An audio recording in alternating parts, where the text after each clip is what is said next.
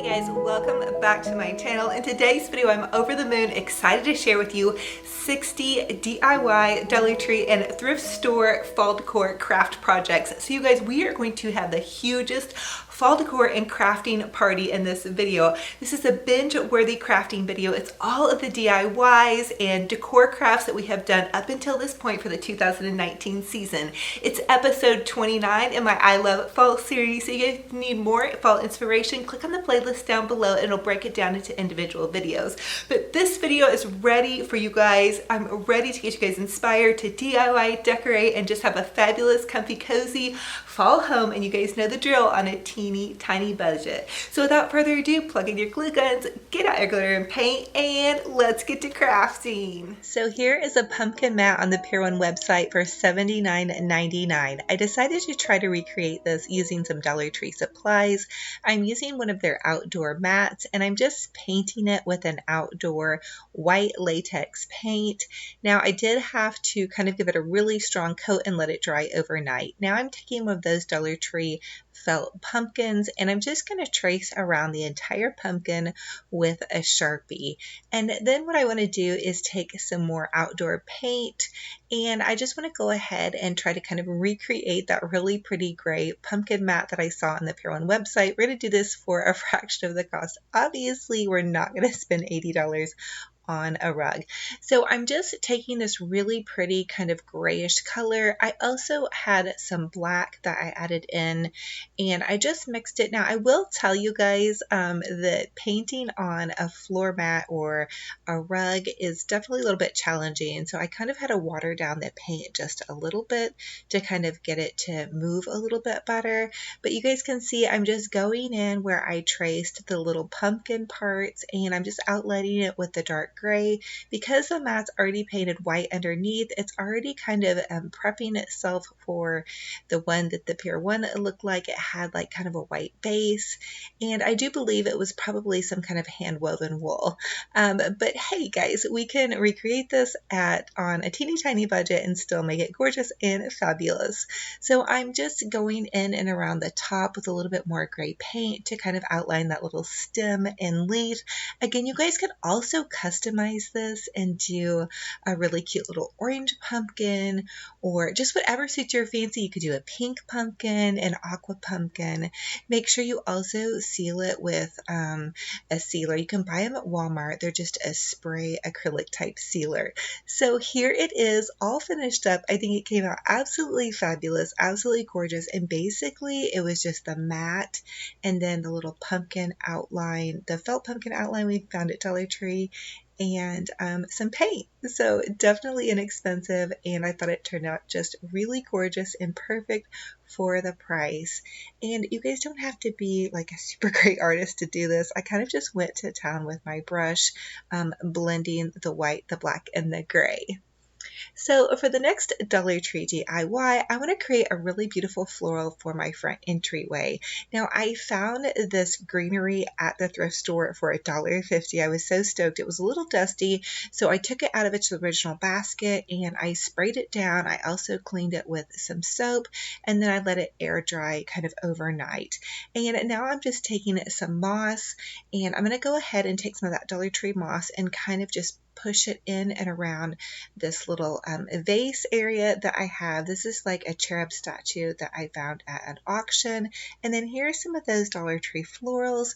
I just had a mixture of the feathers, some of those long kind of twiny pieces, some pine cone, some sparkly leaves. So I'm going to go ahead and start with kind of my taller, just sparkly leaf and pine cone here at the top and in the center. And then I want to kind of use one of those feathers to kind of poke out to the side. I believe this feather may have come off of a Walmart pick. I pulled it out of my box from last year, but the rest of these are actually really Dollar Tree florals. So there's that Dollar Tree burgundy. It's just kind of like a spiny pick that comes out. I'm really loving their florals this year. You guys definitely have to go check them out if you want to just snazz up one of your floral arrangements or give your house just just a little bit of extra pop of color in the front entryway of your home. Again, I'm using greenery because I'm really trying to show you guys transitional decor. So we're transitioning from late summer into early fall. So I think using a greenery base still makes it feel green and fresh like summer. Now, once it gets closer to fall, I'll probably exchange some of the greenery for some bolder, deeper fall colors. I'm also using some of those Dollar Tree pomegranates. These are super amazing, and check these Dollar Tree berries out. I am loving these. They're really bringing in a lot of burgundies. I'm seeing them everywhere, and also they're supposed to be really hot for Christmas as well. So if you do invest in some burgundy florals, you can carry those on into some of your Christmas decor. I love to share with you guys how you can repurpose and reuse. And now you're seeing that I'm just kind of poking some of the shorter branches into the front part of my floral.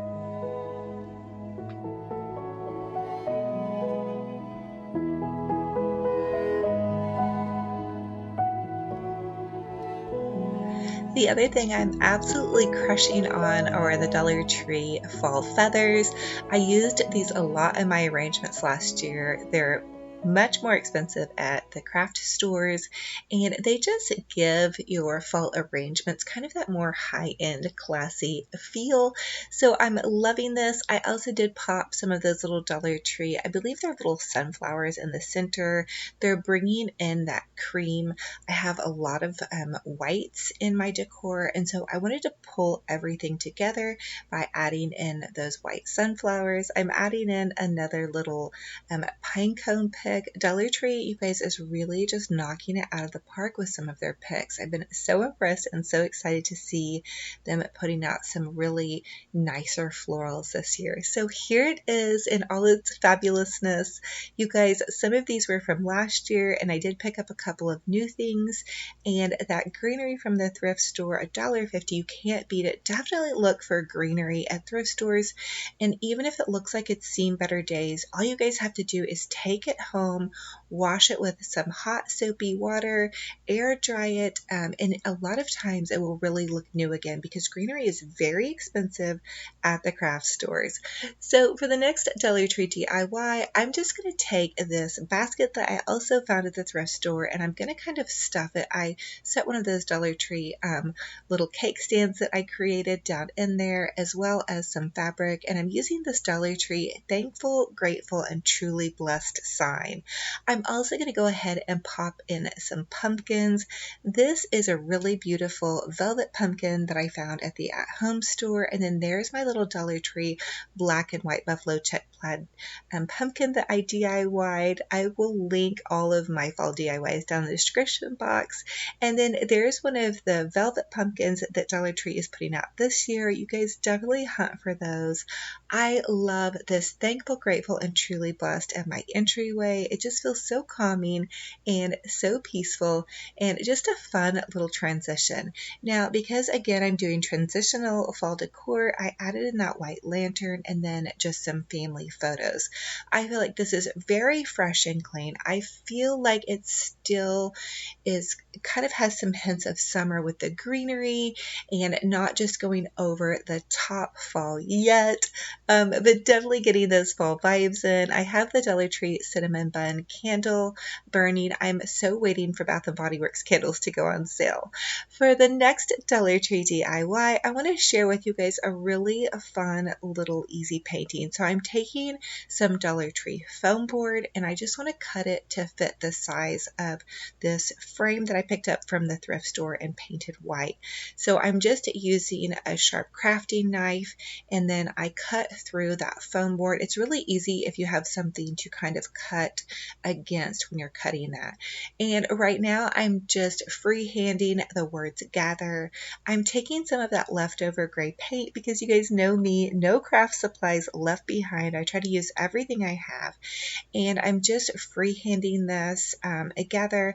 Now I really don't feel very confident when I do lettering. So please bear with me, you guys. I know there's people out there that can do lettering really amazing, but I encourage you guys to go for it because I've seen a lot of these really pretty gather signs. I think gather is just a really sweet thing to put in your kitchen or dining room. And I wanted it to really look kind of handmade and just hand drawn. So I'm trying to embrace my little bit of wobbliness. And I just went ahead and went over it a couple of times with a darker gray. And then I used a white to kind of accent as I moved along. But again, I think it came out really sweet. Bear with me with my lettering. I do my best here. I've just always found lettering to be a little bit hard. Comment, let me know if you guys have any suggestions on lettering. So here it is. I added that little swirly thing at the bottom and then tried to kind of offset my wonkiness with just a little bit of shading and highlight, which is a little tip and trick. I'm going to embrace my wonkiness and I'm just going to go ahead and go with it. This is, I popped it into that thrift store frame, and again, it's got very neutral colors, so I thought it turned out really cute and just perfect for this transitional decor idea. So now I'm going to make some homemade chalk paint. I've shared this recipe with you guys before, but in case you're new, you might want to know, I'm just using 1 cup of regular latex interior paint. It could be flat, it could be semi-gloss, and I'm mixing it with a 1/2 cup of baking soda mixed really well. It makes really great craft paint, you guys. It's very kind of grainy though.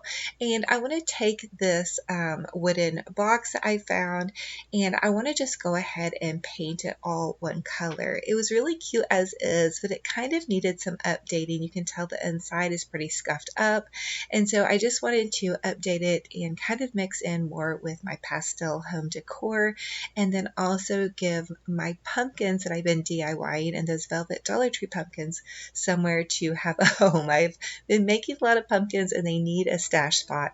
This would work great with a basket as well. So you can tell I'm just painting the interior and the exterior of this wooden box.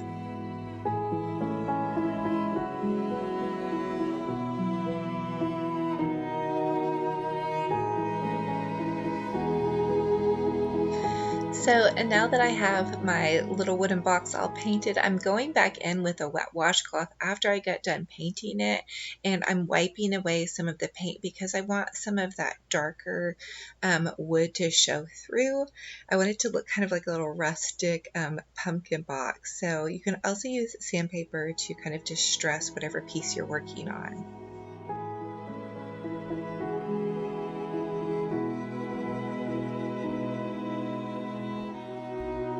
So now that I have my wooden box all painted, I'm just going to go ahead and add in some linens to the bottom of my wooden box. This is one of those Dollar Tree baby blankets. It's super soft and snuggly, and then I'm just going to add in some of my DIY homemade pumpkins that I've been sharing with you guys, and I'm also adding in that really cute little farm fresh apple sign. I think it looks oh so adorable and perfect. It's going to tie in with the black and white that is above on my mantle decor. And if you guys are wondering about my mantle floral, yes, I shared with you guys a DIY on that. I have a huge DIY fall playlist I will link down below for you. I also shared with you guys how to make these really adorable Dollar Tree buffalo check plaid pumpkins in the black and white and the baby blanket gray and white.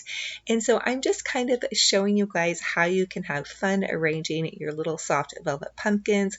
I also shared with you guys how to create these velvet pumpkins, that gray one and that burgundy one that you see. We used some Dollar Tree and Hobby Lobby supplies to make those, and we even made stems that are glittered with some brown craft paper. So I am loving this as well. I think it ties in really nicely with this mantle floral. Again, with this mantle floral, I used a lot of Dollar Tree supplies. I chalk painted flowers and then picked up some of that really pretty ribbon from Hobby Lobby. And then there's that pumpkin painting you guys are still loving. And also I have a 30 DIY playlist that will take you through from start to finish all of the DIYs that we have done so far in this fall series. And you guys watch out because I have so many more DIYs to come for you guys. So comment and let me me know so far what has been your favorite DIY in this video. I am just loving all of these, and I'm trying to hopefully also give you guys just some ideas for how to create some really pretty fall vignettes. And some of these are just so easy, they'll take no time. Grab some baskets and boxes at the thrift store and you guys are ready to go.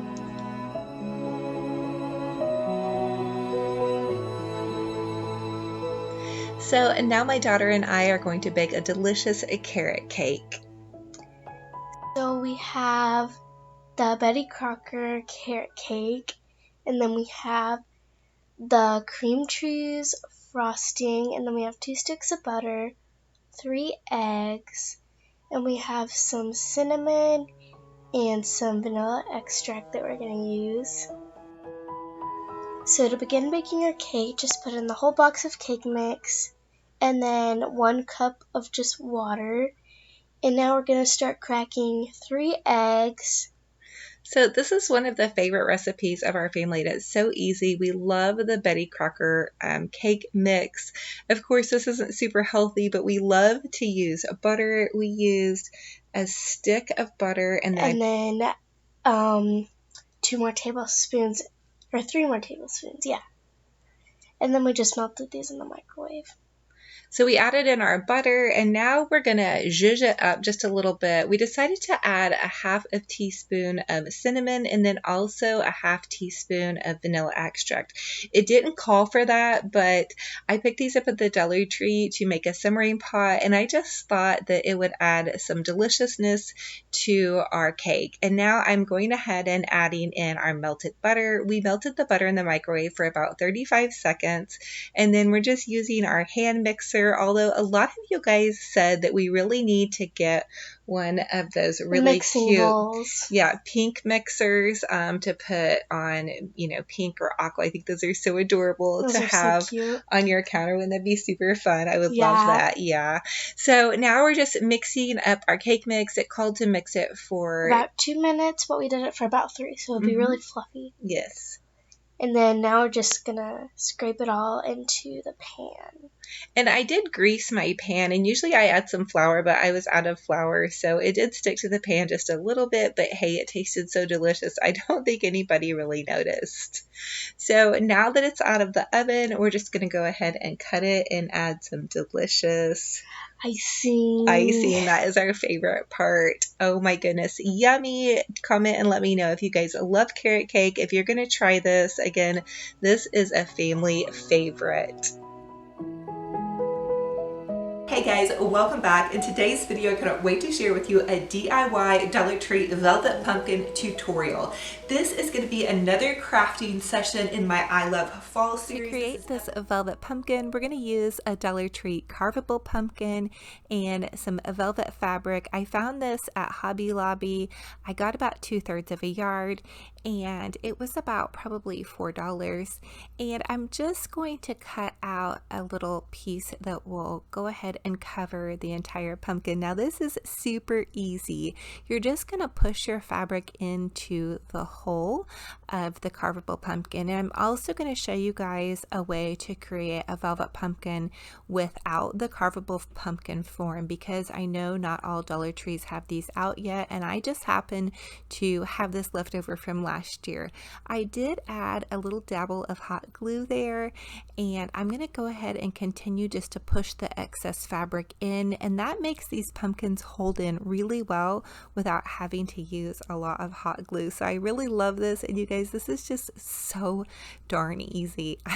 When Dollar Tree comes out with their carvable pumpkins, I'm definitely going to load up on those this year because there's so many fun things you can do with them. And so I'm just finishing this up by adding a little bit more hot glue and kind of continuing to tuck the little fabric pieces inside of my pumpkin. And here is the base of it. I'm already crushing on this. They had these at the at-home store for about $15. I shared that with you guys on my Instagram story. And so anyway, now we're going to go ahead and make a stem for our pumpkin. So just take some of that Dollar Tree brown craft paper, and you're just going to kind of crumple it up at the base of the piece of craft paper, and then you're just going to take and twist it kind of into the shape of a stem. Now this doesn't have to be perfect because I don't think I've ever seen a perfect pumpkin stem, so just get creative with this and kind of work it around in your hands, and then you're going to add a little bit of hot glue to kind of begin to secure the stem to the other part of the base of the piece of paper. And I just continue to kind of twist this, and then I hot glued in between the little twists. I hope that makes sense. So I added some hot glue and I kind of twisted it and held it in place as I let that hot glue dry, and then I just trimmed off the end. But you're going to continue to work the base of the pumpkin around with your hands, depending on if you want your stem to be above your pumpkin or just down inside of it, which was the easiest way. So I'm just trimming off the top part of my stem, and then here is what it should look like. You can go ahead and continue with a little bit more twisting and gathering if you guys like. And then this is my favorite part in the world. Now I got a little messy with the glue here, you guys. You could also use Mod Podge, but I'm out of my Mod Podge right now, so I'm just using some Elmer's glue, and I just went ahead and drenched this stem because what I want to create is I want this stem to be kind of just hard a little bit. So I'm taking an old paintbrush and I completely covered the stem, and now I'm taking this beautiful fine glitter. It's from Walmart. It's about $2 for a big giant thing full. Now Dollar Tree also has glitter, but it's cheaper to buy it at Walmart in this big tub if you're going to be going to town with the glitter. And here is how it looked. Now you want to let that stem dry overnight because it did get pretty wet with the glue. And then what I want to do is I'm just going to press it down into that hole where I put the fabric. And so it was pretty tight in there because of the amount of fabric, so I just used my scissors to kind of poke it down in there a little bit further.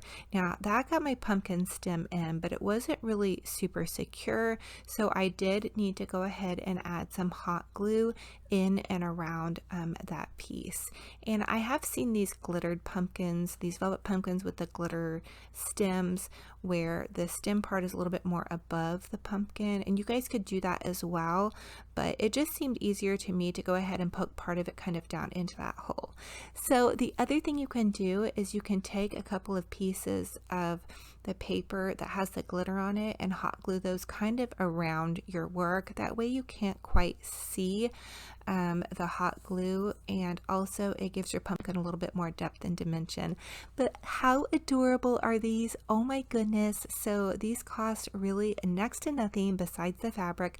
Another little tip on this is you guys can look in your local thrift stores for fabric. You could check for fabric shirts, pants, all of that good stuff. I did just want to go ahead and find some quickly to do this DIY for you guys, so I did just go ahead and go to Hobby Lobby, and their velvet pumpkin or their velvet fabric was actually fairly reasonable because I did get quite a bit, so I can do several of these, and even with some of the leftovers I can use that to create some mini pumpkins, which I think are absolutely adorable. Velvet pumpkins are all the rage this year, so if you guys want to DIY them, I definitely say go for it. Now this little cutie pie pumpkin I got at the at-home store last season, and it was probably about $25 for this larger size, which you guys know me, I never spend that much, and I never really got around to DIYing pumpkins. Okay, so here is the larger pumpkin that's about the same size as the at-home store one that I'm going to share with you guys how to DIY. I'm so excited for this because I really wanted to figure out, okay, if everybody doesn't have the carvable pumpkins, how can we also DIY this with just fabric? For the next velvet pumpkin DIY, we're going to take another piece of velvet fabric. This was the gray. Again, I found this at Hobby Lobby, and I'm just going to trace a large circle around this pizza pan, and I'm actually even over tracing this circle because I want it to be even bigger than some of the other fabric pumpkins that I shared with you guys in previous DIYs. So I'm going to take a sharp pair of scissors and just cut this circle out. And I will tell you guys that Hobby Lobby did not have the most fallish colors of velvet fabric available. So I would definitely check out my thrift stores to look for velvet fabric as well.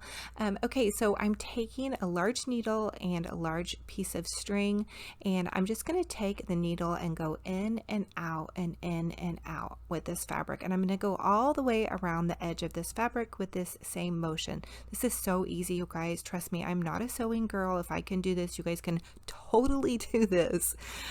Be careful not to poke yourself. A lot of times I like to get like a big, huge piece of thread built up here, and I have poked myself with the needle.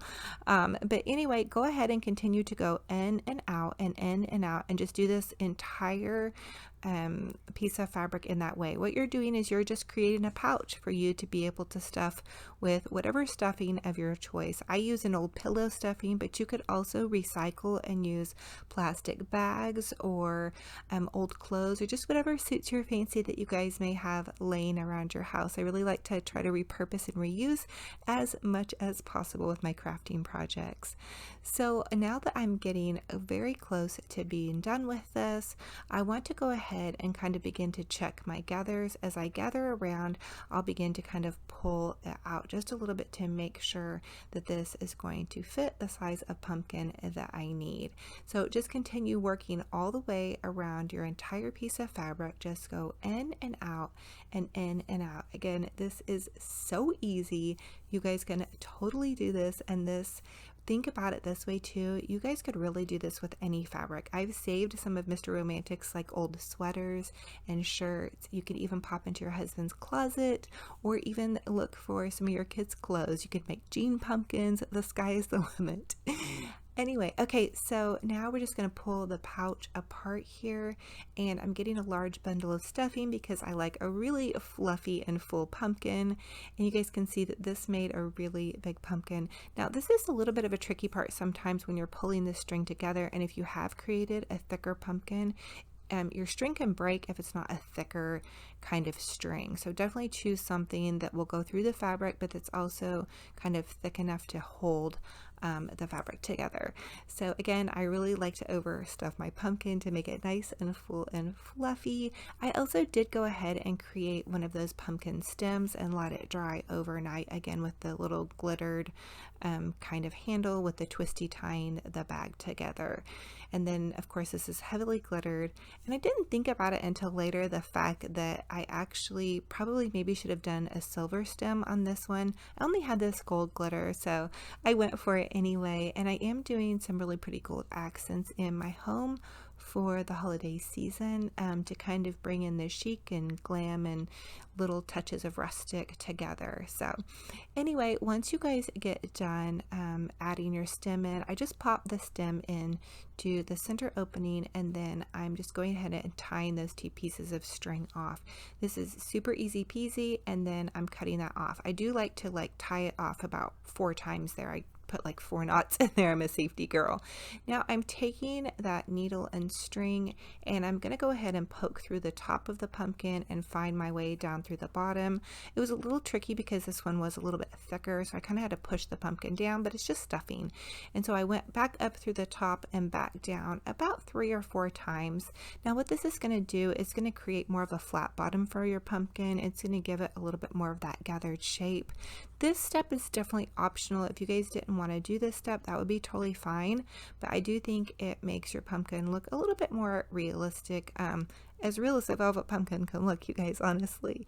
And then it also kind of stitches together the top part and just gives it kind of a little bit of that extra security. Now I like to cut mine off at the base and then just go ahead and snip it off, and then just actually add a dab of hot glue to that string. To me, it's easier than tying like a bunch of little knots to try to get it to stay and not pull through. So that's a little secret hack of mine. You guys comment and let me know how you guys make yours. I would love to hear that. And are you guys going to try this? I think this is super fun, especially if you could find velvet fabric for super cheap, which velvet fabric isn't like ridiculously cheap, but it's not super expensive either. You could also make these out of the Dollar Tree Tree automotive gloss. I did that last year, but I really just went ahead and went for it with these velvet pumpkins. I think they're so adorable, and I love it that they're handmade. It just has that really nice personal touch. I love the ones that I bought at home store last year, but they were very pricey. So I'm going to be able to make so many more pumpkins doing it this way.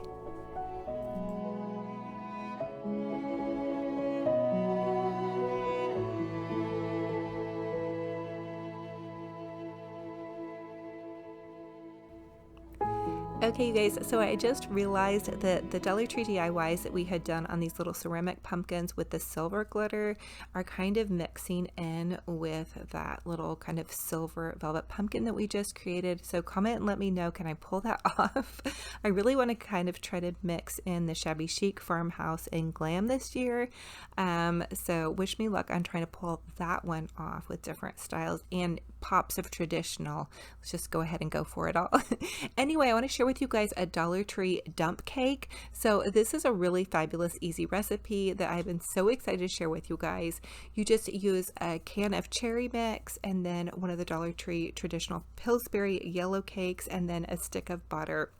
My daughter helped me with this one and it was so fun. Okay, so you're just going to get about a 9x9 pan and you're going to go ahead and dump your cherry filling into the bottom. Now we definitely could have used another can of cherry mix to add into this. It turned out fine, but I think if you wanted to make it last a little bit further. Okay, and also comment and let me know, what is your take on this recipe? I've heard so many different takes. Okay, so now that we have our cherry mix filled to the bottom of our little dish, my daughter is going to add in the cake mix. So you're just going to use dry cake mix and you're going to go ahead and just sprinkle that all over the top of your little cherry filling.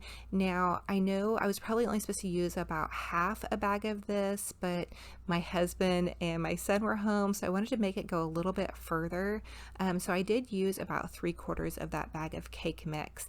And then once I got the cake mix on there, and my daughter, you can see she's spreading it around with a spoon. This was a really easy, fun one to make too, if you guys want to do this with your kiddos or grandkids. But anyway, so I'm just going to take and slice the butter up, and once I realized I had so much cake mix on there, I thought, oh, I've got to go full on and go a little bit extra with my butter. You guys know me, I've got to go extra, and I love my butter. So we used a full stick of butter.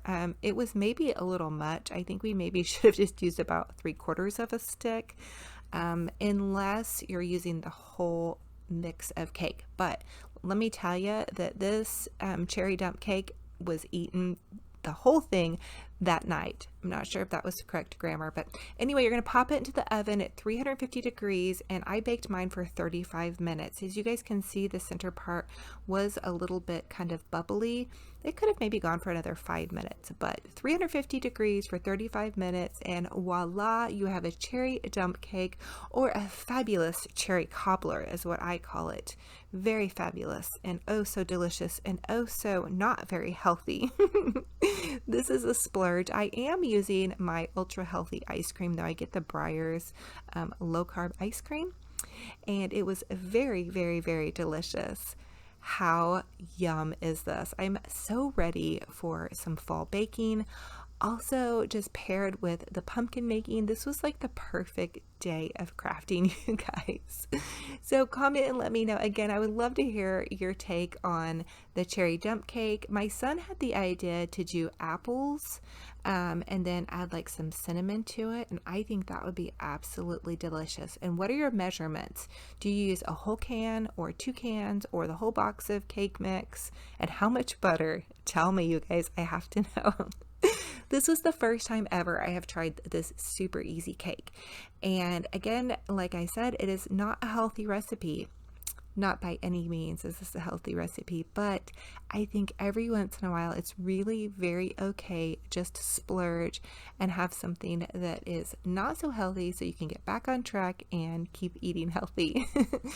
Comment and let me know what you guys think about these velvet pumpkins, and have you found the velvet pumpkins at your Dollar Tree yet? I know they're very elusive and take a lot of hunting. So fun. And thank you guys again always for all of your love and support. Hey, thank you for watching my videos. Because you guys are here, I can keep on crafting and just sharing all these fun ideas with you guys. And I hope you guys are really loving this. I really wanted to get around to doing this one. I have so many DIYs for you guys this season as well.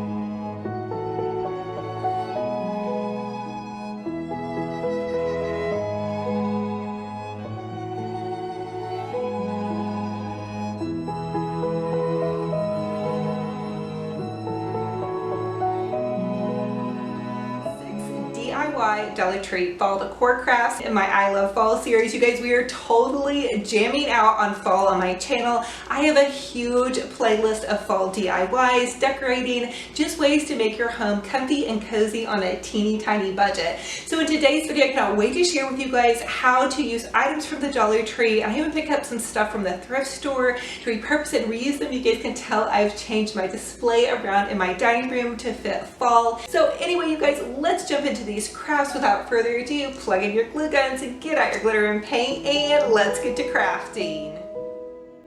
For the first Dollar Tree DIY, we are going to repaint the stems on this velvet pumpkin. So I love these velvet pumpkins, but these stems could definitely use a little bit of TLC. Now I will forewarn you, they're a little bit tricky to get out. I had to use some scissors to pry the stems off. And so I'm just taking some acrylic craft paint and I'm painting the stem. And I did go back in with like a little bit of a darker brown highlighter color just to kind of give it a little bit more of a natural wood look. Now you can also paint your Dollar Tree pumpkin stems. I will tell you to be just a little bit careful. I only painted mine with the stems on with the darker fabric. I would be nervous to probably try to do it with off-white fabric, but once you have them painted, you're just going to hot glue them back on if you do choose to remove them. And I think they look so much more natural and less plasticky than with the darker brown stems. Now I did leave some of my stems darker brown. So anyway, for the next DIY, I'm going to share with you guys a trash to treasure, a thrift store makeover on this old green shelf. I have had it sitting in my garage forever, you guys, and I've had this idea in my head to redo my dining room using this shelf. So I cannot wait to share with you guys what I'm going to do with this. I went ahead and gave it 2 coats of white paint. This is just some latex paint that I picked up free at a garage sale. It's even actually outdoor paint. It's a little bit thick, but it is what I had on hand. You guys know I always encourage you to use what you have. So Mr. Romantic was kind enough to hang it for me. He is my stud finder, LOL. I had to just throw that in there for you guys. He's a pretty handsome dude, but he is just going to hang it for me. And we did choose to hang it at just a little bit higher. That way I could put things on it. I was actually going to hang it a little bit lower, but we ended up hanging it higher. And this is just in that corner of my dining room. I don't know if you guys remember, but I did move the little shelf that I used for decor. It was a stand-up shelf. Anyway, so it ended up being just perfect for this project.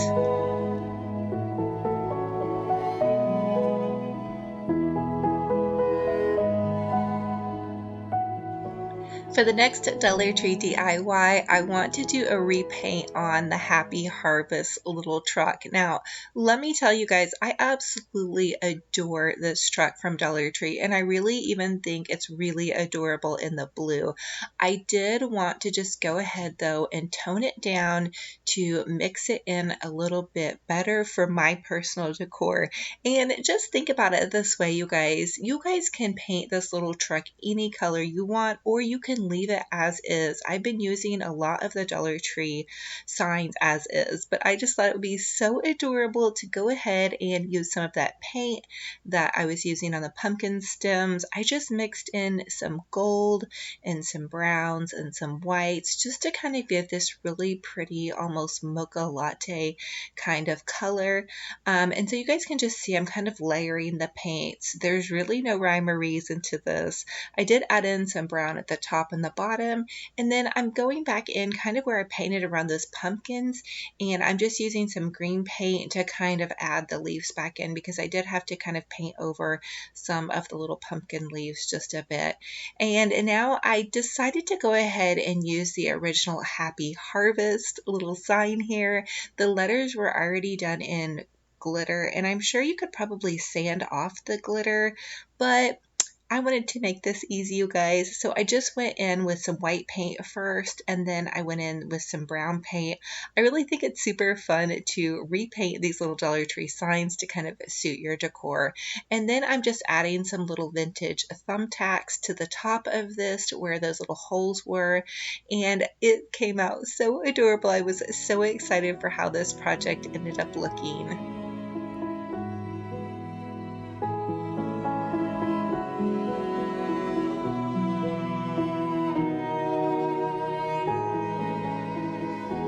For the next Dollar Tree DIY, I want to do a repaint on the cute little Dollar Tree fall tin buckets.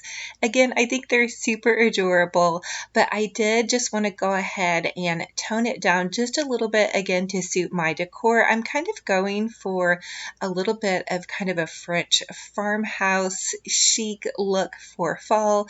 So I'm just using some white paint and I'm covering the bucket. I did give it 2 coats of the white paint, and then I'm going back in with a little bit of gold. I want to create kind of like a little bit of a neutral sunflower, so I'm using some of that kind of brownish taupe mocha latte color that I created for the little pumpkin stem and just painting and detailing that. And so for the next part of this Dollar Tree DIY, I wanted to go ahead and create a floral arrangement inside of this little bucket. So I'm just adding in some Dollar Tree foam, and then I also found this really amazing greenery at the thrift store. It was like 75 cents for that lime green greenery. And then I'm going in with some of that Dollar Tree eucalyptus, and then some Dollar Tree hydrangeas, and then some Dollar Tree fall daisies. And I'm loving the Dollar Tree feathers. You guys pick up some of those. They're really nice quality, and they make your arrangements look gorgeous. And then I'm going in with some of that Dollar Tree. These are just kind of some little spiny picks. I wanted this arrangement to just look really flowy and fun. And then I also added in a Dollar Tree pomegranate. And then the last thing I wanted to add in was just a cute little white velvet pumpkin from Dollar Tree, again with that little painted stem. I just think it looks just so much cuter like this. And then I'm adding in a little sunflower to the bottom part to kind of secure that pumpkin in. And here it is in all its glory, the sweetest, most little adorable floral arrangement for the end of this shelf. And then I'm going to share with you guys a huge floral arrangement that we did for the other side of this using Dollar Tree products. You guys know I love to go totally over the top, and this is kind of like a late summer, early fall floral arrangement. As fall rolls around, I definitely will probably add in even a bit more of those bolder, deeper colors. And so for the next Dollar Tree DIY, I want to share with you guys how you can use that Dollar Tree wired twine. If you guys see this at your Dollar Tree, grab it. It is going to be perfect for fall. So what I'm doing is I'm hanging this super adorable Pumpkin Acres pumpkin patch sign that I found at Hobby Lobby. It was a super great deal. And so you can just use that twine. You loop it in one side of whatever picture you're going to hang, and then you loop it in the other side and you twist it around, and then twist it around itself. And it creates a hanger, number one, but it makes it look super cool and kind of vintage farmhouse chic. So I wanted to go ahead and add it to the center part of this shelf. So I'm just measuring to the center of this shelf, and then I'm going to go straight up and hang my little sign there. And you guys can see I wasn't super exact. I'm really not super great at measuring, but I think it came out perfect. And I did leave a little bit of space underneath to be able to decorate with. So for the next Dollar Tree DIY, I'm going to use some of those Dollar Tree wooden stickers, and I just want to paint them with that mocha latte paint. And then I want to add them to some of that Dollar Tree twine. And then my idea was to add it to the front of my little Happy Harvest truck sign that I repainted it, just to kind of give it that really cute little country chic crafty corner vibe, like something I picked up at a craft market fair.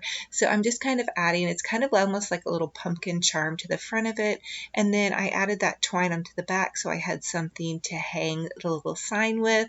And then my mom was so sweet, she made this little apron for my daughter years and years and years ago, and so I just hung the little apron kind of back behind the sign. And then for the next Dollar Tree DIY, I'm going to share with you guys this really beautiful floral arrangement that I created using this basket that I picked up at the thrift store. Again, it was about $1.50, and then I'm just hot gluing some of that Dollar Tree styrofoam to put in the bottom of it. So now I'm going to add in some beautiful Dollar Tree florals. I'm starting with this fall colored eucalyptus. You guys grab that eucalyptus. It's amazing and great for $1. And then here's that greenery I picked up for 75 cents at the thrift store. Again, cruise your thrift stores for greenery. You guys can find such great deals, and all it needs is a little refresh with some soap and water. And then I'm using some of those Dollar Tree fall leaves.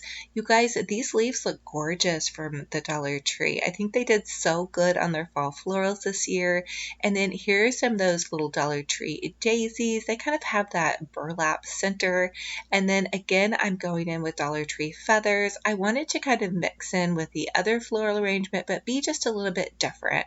So I'm adding in some of those really cute little Dollar Tree sunflowers, and you guys can tell on this arrangement I'm really going with a lot of neutrals and just a tiny pop of orange, because that's kind of how that sign is. It has a lot of neutrals and then just those tiny pops of orange, which I think look really perfect.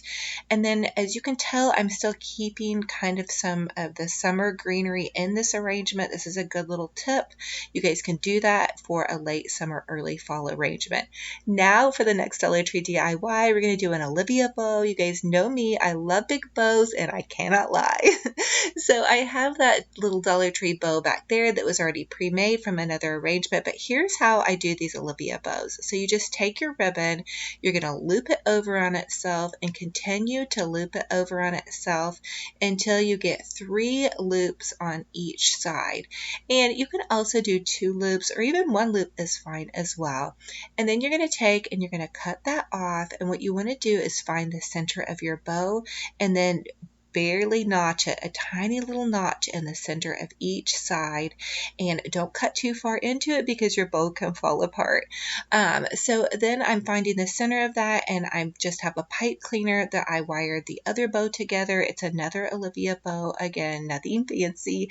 And then the secret to my bows is lots and lots of fluffing. So just give it a good old-fashioned fluffing. That means pull those loops out and really give them a fluffing. Now, I also kind of fell in love with this kind of bolder pumpkin orange with the little swirly black designs from Dollar Tree. It really caught my eye, but I want to tone it down by using it in the back of the arrangement. So I'm making a smaller Olivia bow with just 2 loops this time. Again, notching it in the center. Be very careful, don't notch too far in or that ribbon will fall apart, guys. And then you're just going to twist your little twist tie on, and then I just use a floral stem from another floral. I tie that on to my pipe cleaner and I just pop pop it into my arrangement, and it makes it work just perfectly. Now, if you guys wanted a more natural look, of course, you didn't have to do a bow, but you guys know me, I love to go over the top, and plus, I wanted a good excuse to use these beautiful ribbons. I picked up that buffalo check plaid ribbon at Hobby Lobby. Look in their Christmas section. It's $9.99 with a 40% off coupon. It's an amazing deal because it's 30 feet of ribbon. So anyway, here it is all coming together, and I'm just in love with this. Now, this is where I had that beautiful plate wall collage, but I'm really loving how this is turning out. And then here's another fun thing you can do is find some cute little baskets. These were 50 cents at my thrift store. Use that Dollar Tree wired twine to create a little handle. So it's almost like we've been out, picking apples or pumpkins. I'm going to pop some raffia into this, and then I'm going to add it to the little hooks on this adorable shelf. And so I did think it came out just perfectly. As you guys can tell, I didn't add anything into my baskets yet. I need you guys' help. I need to know, should I add anything into the baskets? Is it going to be too much? Because I feel like I have a lot going on with this shelf already. So anyway, now I'm going to share with you guys a cute little tray you can create. I'm using my mirrored tray, and I'm just adding that Dollar Tree Harvest Blessing sign onto the back. I did have a picture frame hanger or stand-up thing that I had. I found that at the thrift store as well. I added in some little Dollar Tree pumpkins, some greenery, one of those Dollar Tree candy bowls. It is the leaf in the orange, and then of course my favorite candy corn. I found it at Tuesday Morning because I haven't seen it at Walmart or Dollar Tree yet, and my daughter and I were craving it. You guys, my family loves candy corn. And then this hot cocoa and cream candle is from Bath and Body Works. I've had some people ask me about that. So here it is all pulled together. Mr. Romantic came home after I had it all decorated. He was actually really impressed with this. It is a little bit over the top, but you guys know me, I love to go super extra, lots of drama, lots of texture. That's me. That's my style. That's what I love. Of course, you guys can modify this to suit your style. Maybe you do shabby chic with pastels. Maybe you do farmhouse. You could just pare this down some more. You could go glam with this. There's so many fun ways that you could decorate a little shelf in a kitchen or a dining room. So comment and let me know, as always, what was your favorite DIY on this video, and are you going to be recreating any of these? Have you guys been finding the velvet pumpkins and some of the fun fall decor at your Dollar Tree yet? I know, you guys, I am seeing even more Dollar Tree fall come out, and it's all I can do not to run to Dollar Tree on a daily basis to check and see if they have any new fun treasures out. I just love hunting, honestly. Sometimes I don't even buy anything, but it's so fun to create these DIYs and share them with you guys, and I am just loving seeing all of your creations as well. Thank you for all the posts that you've been making on Instagram and Facebook. I just love seeing all of it. Crafts. Welcome to another fun crafting adventure and episode in my I Love Fall series. So if you're new to this series, or if you just need to catch up, I am going to link my I Love Fall playlist. It's going to be down in the description box below.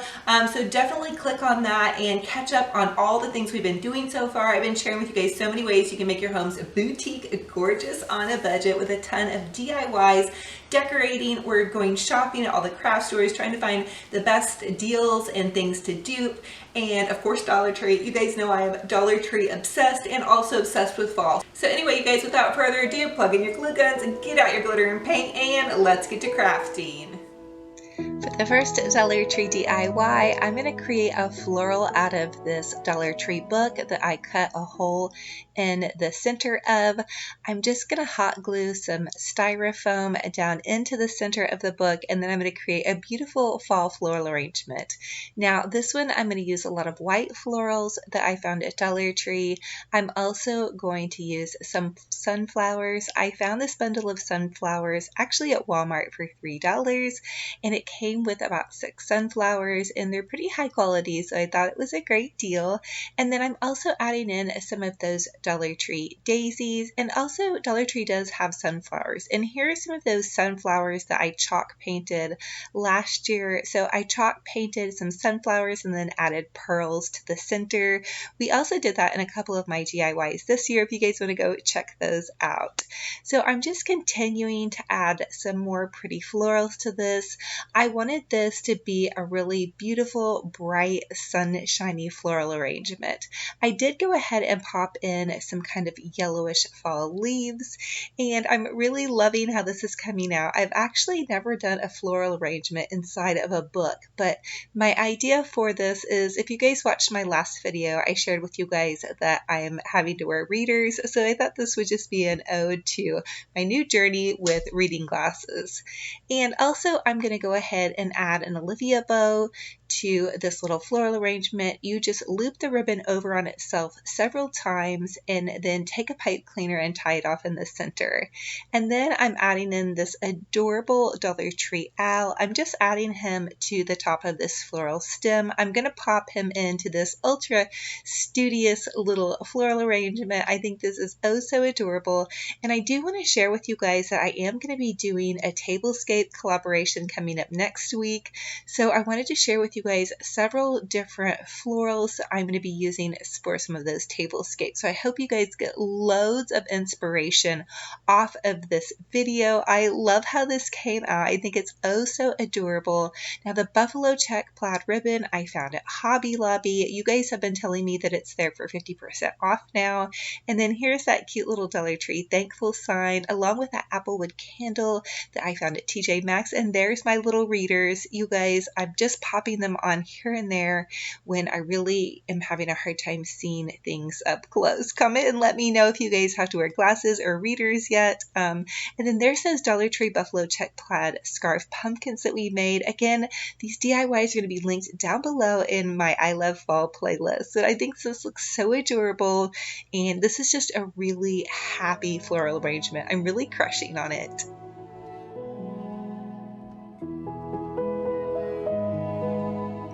Now for the next Dollar Tree DIY, I'm using a Dollar Tree silver charger in this beautiful vase that one of my lovely subscribers sent me. I just hot glued to the bottom of the charger, and then I'm adding in some floral foam.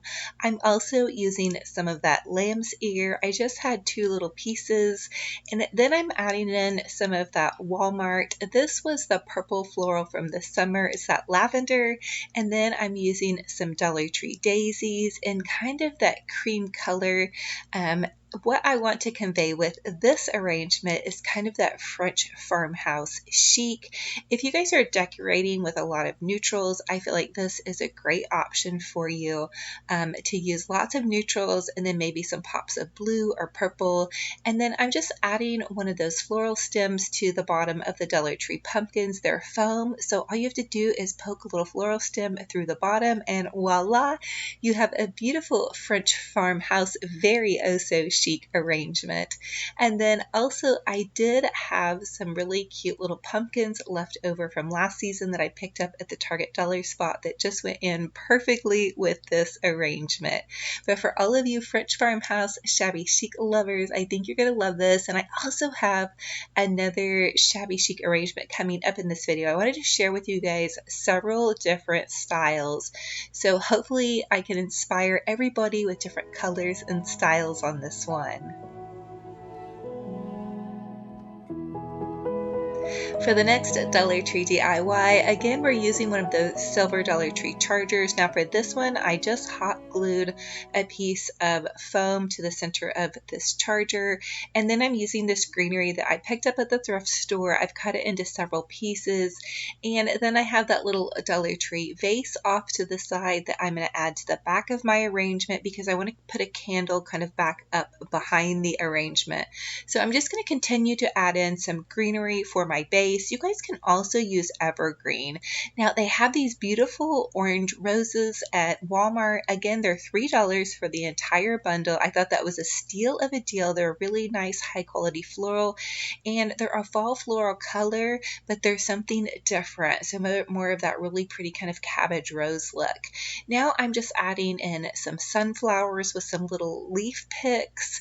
This is going to be more of a traditional arrangement. I do have a lot of traditional florals going on in my home, and then I'm using some of those Dollar Tree garlands. You guys have asked me how to make them fuller.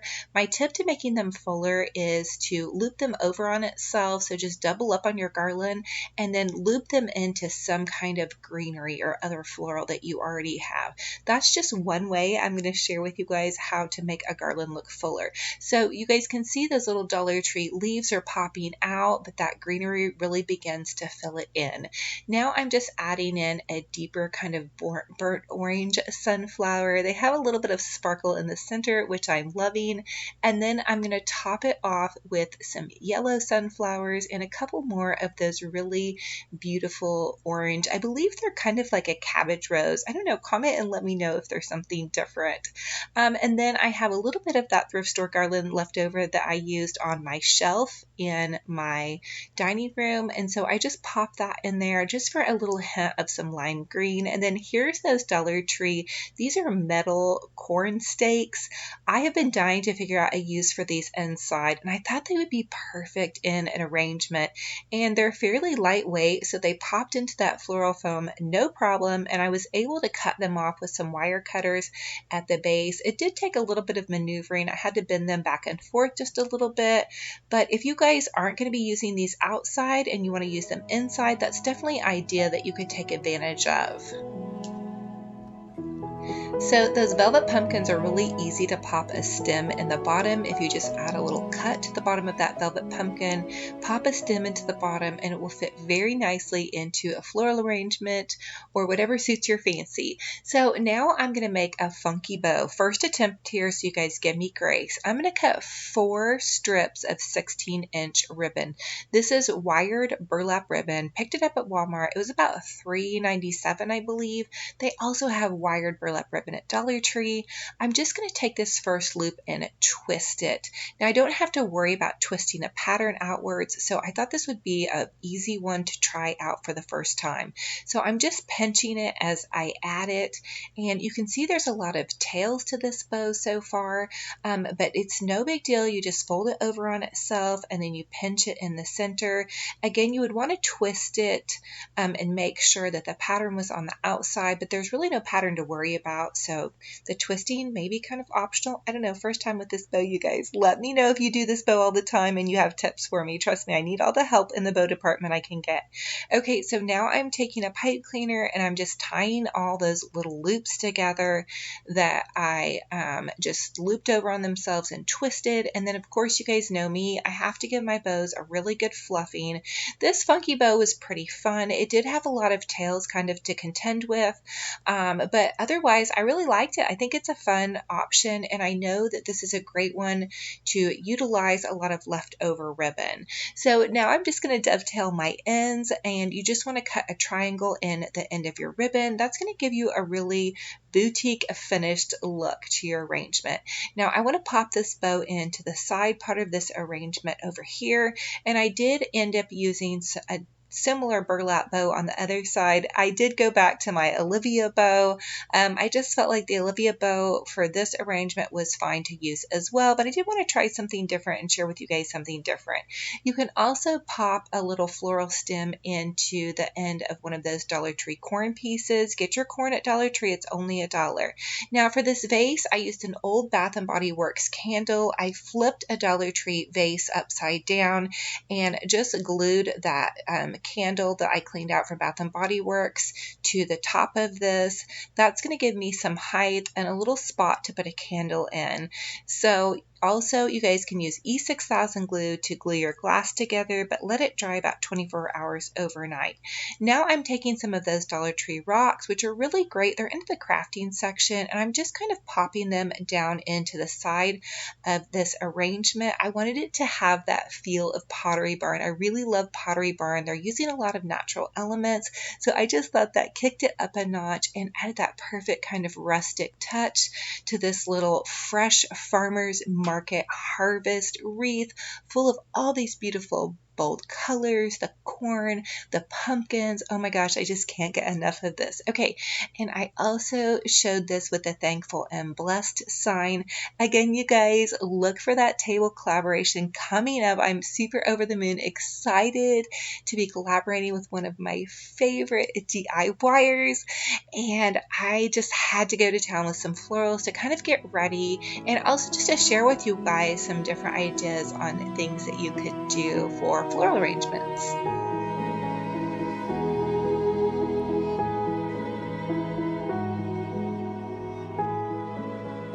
So for the next DIY, I just took this old pumpkin that I chalk painted white. He's just a jack-o'-lantern, and I wanted to show you guys kind of a fun little Halloween / fall decor thing. So I'm using some of that Dollar Tree ribbon. This is the chevron black and orange ribbon. It's a thicker ribbon. I'm using it underneath the black and burlap polka dot ribbon, and I just kind of made some loops. I'm tying them together.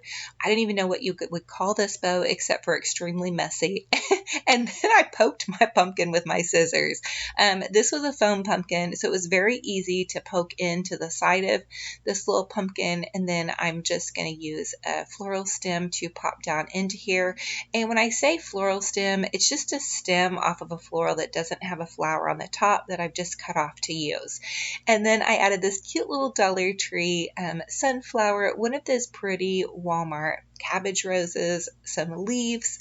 Of course, I had to go super extra. You guys know me. I love my big bows. I just can't get over them. I can't get enough of them. I guess really I'm just a 90s girl at heart. I just love that full, gorgeous, fun look. So I added some more bows to the back of her. I feel like it's a she because she has flowers. I don't think a boy jack-o'-lantern would have flowers. Anyway, I wanted this to look kind of Halloween-y, so I added in a little Dollar Tree LED candle to the center. It was one of those candles that we glammed up a couple DIYs back, if you guys need to catch up on that. And then I had this Dollar Tree sign left over from last season. It says, "Come in, my pretties." It's kind of spooky. And then this cute little glittering skull. I guess I feel like Halloween stuff is just not very spooky if it's glittering, so I'm good with that. But I thought this looked absolutely adorable and can definitely work for fall as well. So for the next Dollar Tree DIY, we're going to go super over the top girly. I know a lot of you guys love girly, so this one's for you guys. So I'm using one of those Dollar Tree buckets that I had chalk painted white. This was from the spring season, and then I'm using a lot of my really beautiful spring florals. So I've got that Dollar Tree white floral up there, that little pink rose I picked up at a garage sale this summer, and I'm adding in just some really beautiful pastel pinks. And you guys, I just have such a soft spot for pinks. My daughter is actually doing pinks in her room, so this might go to her. This might go in our pink bathroom. I also have a pink laundry room. Anyway, so a floral for this will be super fun. But so I'm just adding in some of this Dollar Tree. These were kind of like some pink spiny decor. And then there's one of those Dollar Tree pumpkins. I just painted it pink. They have pink spray paint at Walmart. And then I'm adding in some pretty and pink hydrangeas. I'm just going to town with a lot of the really pretty spring florals. Now this is definitely a different twist, but I know all you shabby chic lovers saw that I did a lot of pink last season in my fall decor, so I love this. And you can actually mix in some really pretty pale yellows and oranges with your pinks. I think it turns out gorgeous. So I just thought that this would be a fun one to share. I do want to share some more shabby chic and pastel ideas for everybody as the season moves along. And of course for Christmas, I will be throwing in plenty of pastel and pinks as well as all of the traditional, because I really am a traditional girl at heart. Actually, I think I just crush on pretty much all styles and colors of decor. Comment and let me know if you guys are like me and would just love to fill every room with different colors and decor. I do try to make it cohesive though. I'm not that crazy yet. So you guys comment and let me know. I love to hear also, what colors are you using for fall? Are you guys going crazy and doing all kinds of colors like me? Are you sticking with traditional pastels, French chic? And then here's one of those little Dollar Tree gourds too that I painted in that pale pink. I believe it's called Candy Pink, and they sell it at Walmart. They also sell it at Lowe's and Home Depot as well, I believe. There's also a ballet pink. It has a little bit more of a coral undertone in my opinion, so I do like the candy pink if you want that pastel princess pink. Oh my goodness, so look at how gorgeous this is. I'm so excited for this. Dollar Tree had that really pretty little cream colored sign that just looked perfect with this. And then here's that LED candle that we sparkled up. This is a Dollar Tree candle that we went all the way glam with. Check it out, you guys. So pretty and girly and just oh so fabulous for those of you that are crazy over pink.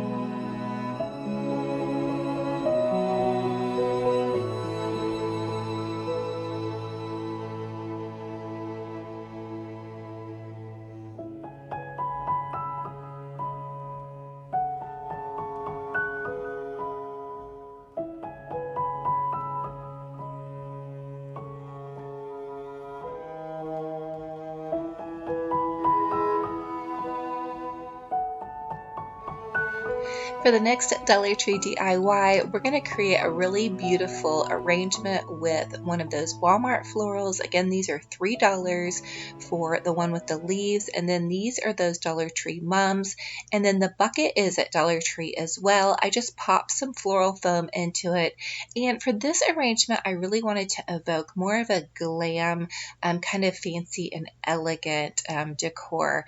I really love that style as well. I really love going over the top. Now this is just some ribbon that I picked up at the thrift store. It said Walmart $1.87. I think I got it for 50 cents. And I'm creating a really quick Olivia bow. Just loop that ribbon over on itself, cut it off at the end. You can find the center, you can notch the center, and I've also had you guys ask me, can you do this without notching it? And yes, you can, absolutely. Just notching it kind of helps the pipe cleaner grab onto something and make you be able to kind of pull your loops out easier. But if you're having a hard time, start with not notching it, and if that works for you, great.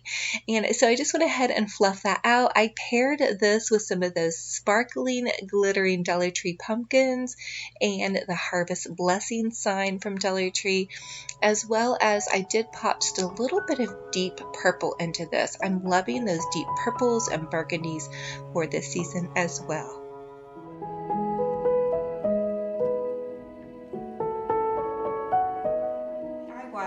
Dollar Tree Halloween decor crafts. So it is currently dark and overcast and stormy today, and it got me in the mood for some Halloween crafting. Okay, you guys, so for the first Dollar Tree decor craft, I'm taking this frame that I found at the thrift store. It was $2, and I am going to frame this adorable Dollar Tree sign. It says, "Come in, my pretties." I just think it'd be super fun to frame it and dull it up, glam it up just a bit. It's gonna go along with my shabby chic decor with a little bit of white on it. Okay, so I did just go ahead and take the little piece of cardboard out, and what I wanna do now is I just want to put my picture in. Okay, you guys, so I'm just gonna put 2 pieces of duct tape on either side. I don't really feel like I need to duct tape all of it. I think it's gonna hold in there just fine. And now that I have that finished, I am just going to go ahead and put this back together. I'm not using this piece of cardboard because there's really no reason to now. Oh my goodness, how adorable is that? I'm absolutely crushing on it. This is going to be so perfect to display in my entryway table.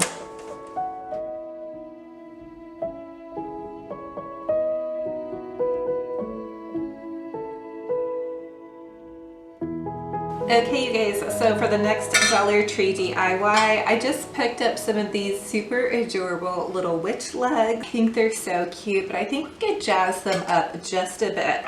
So I'm going to take some scissors and I'm just going to cut them off of this little ring, and then I'm going to set the ring aside because I may reuse it for something. You guys know me, I love no scraps left behind.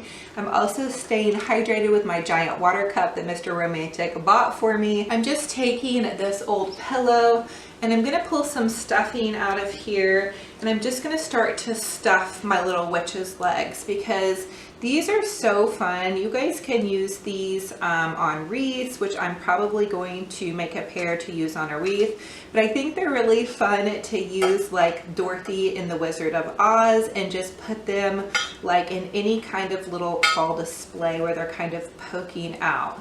So you guys can see that because this is kind of like a thin stocking, I'm having to use my scissors to kind of poke my pillow stuffing down into the bottom.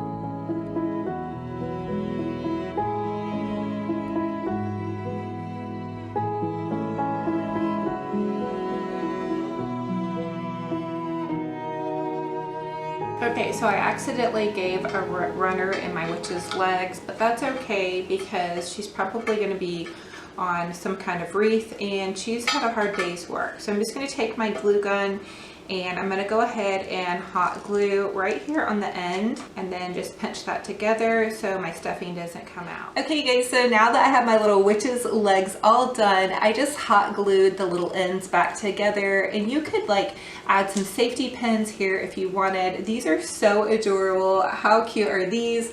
And my witch has been having a hard day. As you guys can see, she got a little runner from all of my crazy poking with the scissors, but that's okay. I don't think any witch is perfect on her broom, at least not mine. So now you guys can just add them like to the back of a little sign that you have made, or you could add them underneath some shutters or just any little display that you guys wanted to. I think they look super adorable. And if you guys can see, how cute is that? And here we go. So hopefully from your side it looks good. There's my little witch legs. I may move them over just a sec so they don't end up getting more damage to them. But how cute are those? And they'll hang perfectly in any kind of wreath. And I am going to share you guys a DIY wreath that we're going to be using those with as well. Okay.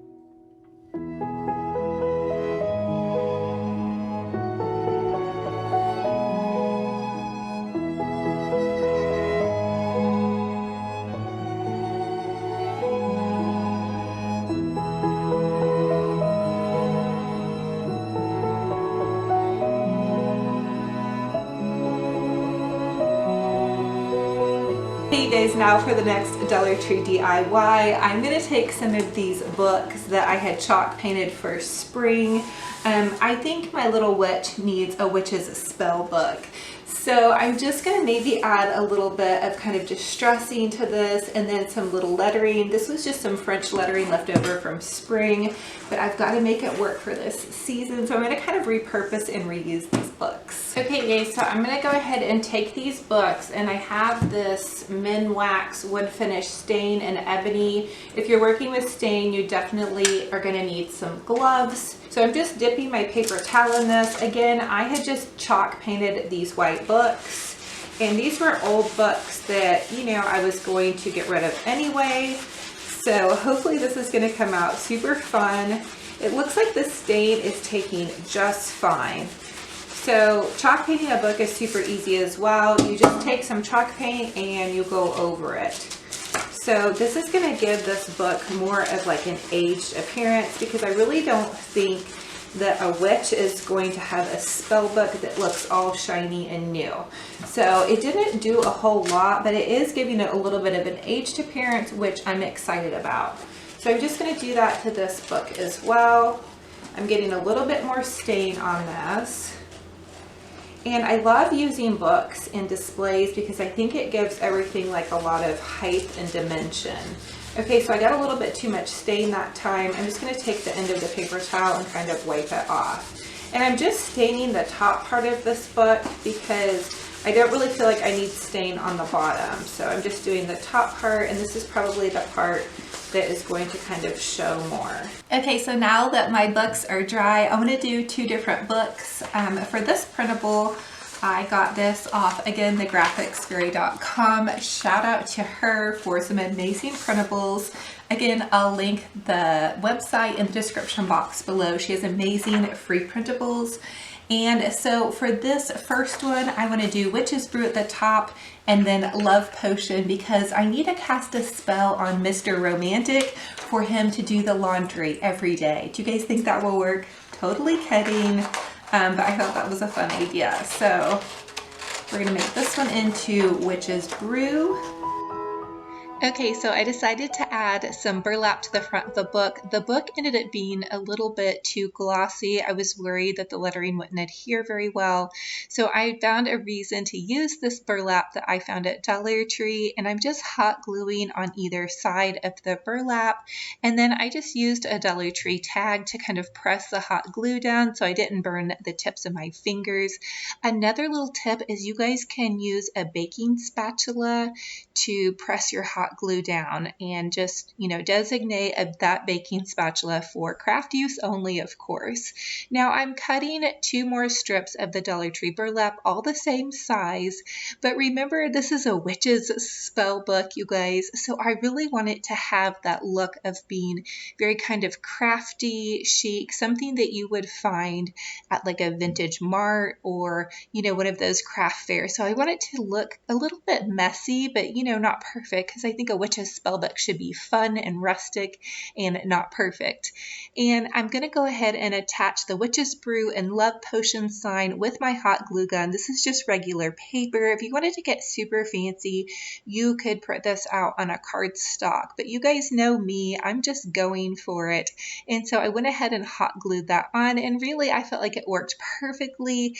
And all I have in supplies here are the little cutouts and the burlap and the book, which you guys can get a book nearly anywhere. And I love to repurpose and reuse books that I really don't want to get rid of, but I want to make a craft out of. So I felt like this worked just perfectly. And I also did cut my little Love Potion sign down just a bit to kind of fit in here just a little bit better, but I think it's coming out absolutely adorable and oh so perfect. Now the next one I want to go ahead and do is it's all just about a bunch of Hocus Pocus, which Hocus Pocus is such a fun movie for Halloween time. I'm just going to take my hot glue gun, and again I'm going to go ahead and attach the little lettering with some hot glue. And you guys can tell around my book the paint had kind of come off, but again I really wanted to have that fun rustic kind of vintage chic look.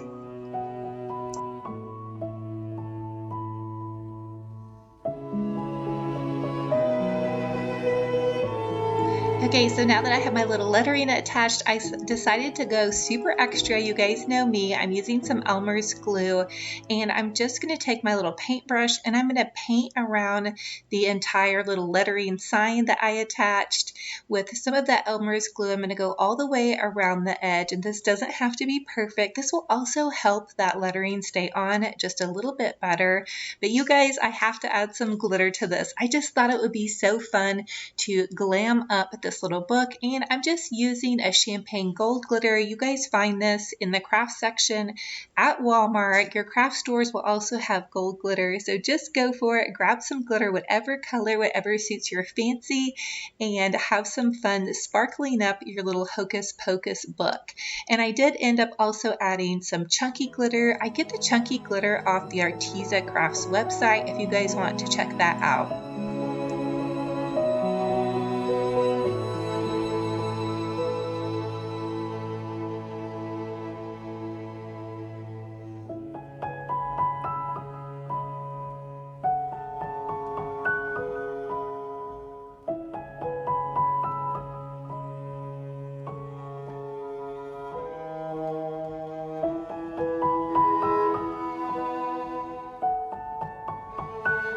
Okay, so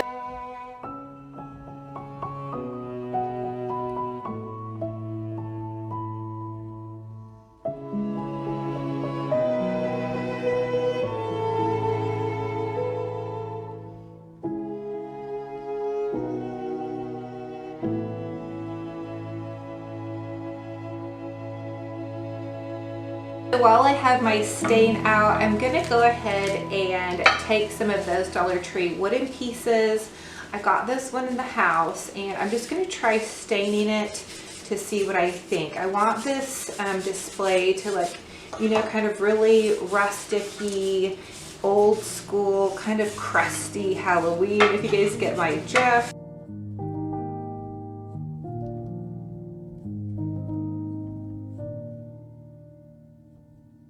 So now I'm just going to turn it over and do the same thing to the other side.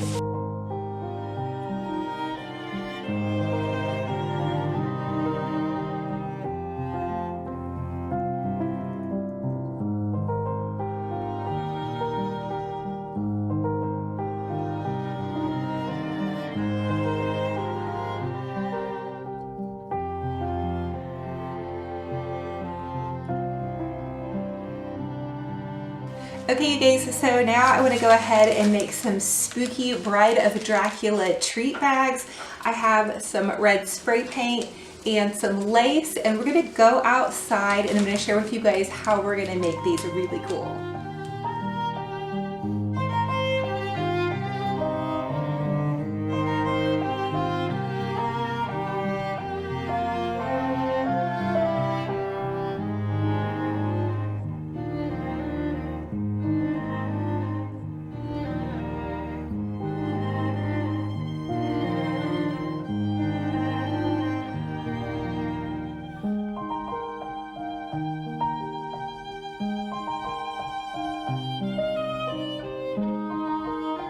Okay, you guys, so now that we're letting our treat bags dry, I'm just gonna go ahead and make some fun little tags for our treat bags. So I printed this out. This is from thegraphicsfairy.com. I will leave a link down below, but she has amazing free printables. So I'm just gonna use a glue stick and I'm gonna glue these cute little tags on. I'm not even gonna cut them out yet because I'm gonna cut them out from the cardboard. So I'm just using an Amazon box. I want to recycle and reuse as much as I can. So I just cut a tab off of an Amazon box and now I'm just going to glue this onto the cardboard.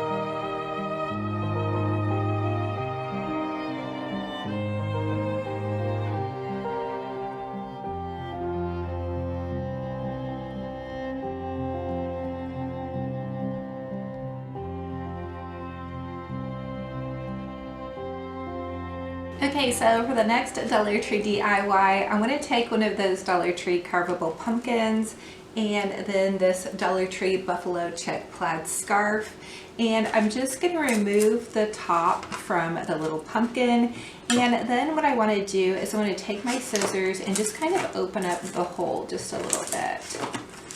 So I'm just going to take my buffalo check plaid scarf and I'm going to go ahead and poke it into the top of this pumpkin and then I'm going to wrap it around. My idea is to create just an easy buffalo check cloud pumpkin, hopefully. So I'm just going to continue to kind of poke it in there.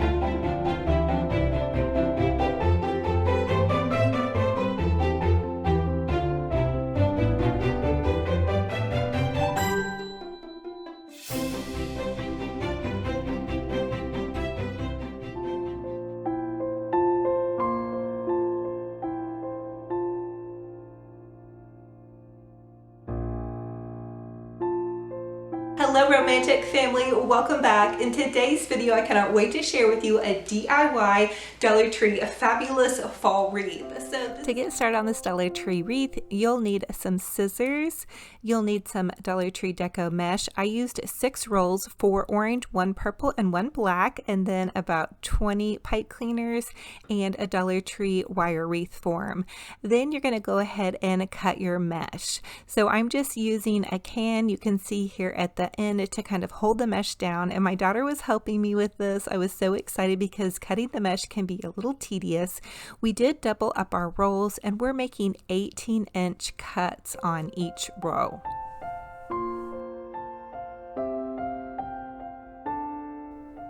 So for this wreath, I want to do a ruffle method. So I'm cutting my mesh 18 inches. So you're just going to cut all 6 rolls about 18 inches. And you guys can choose whatever color you love.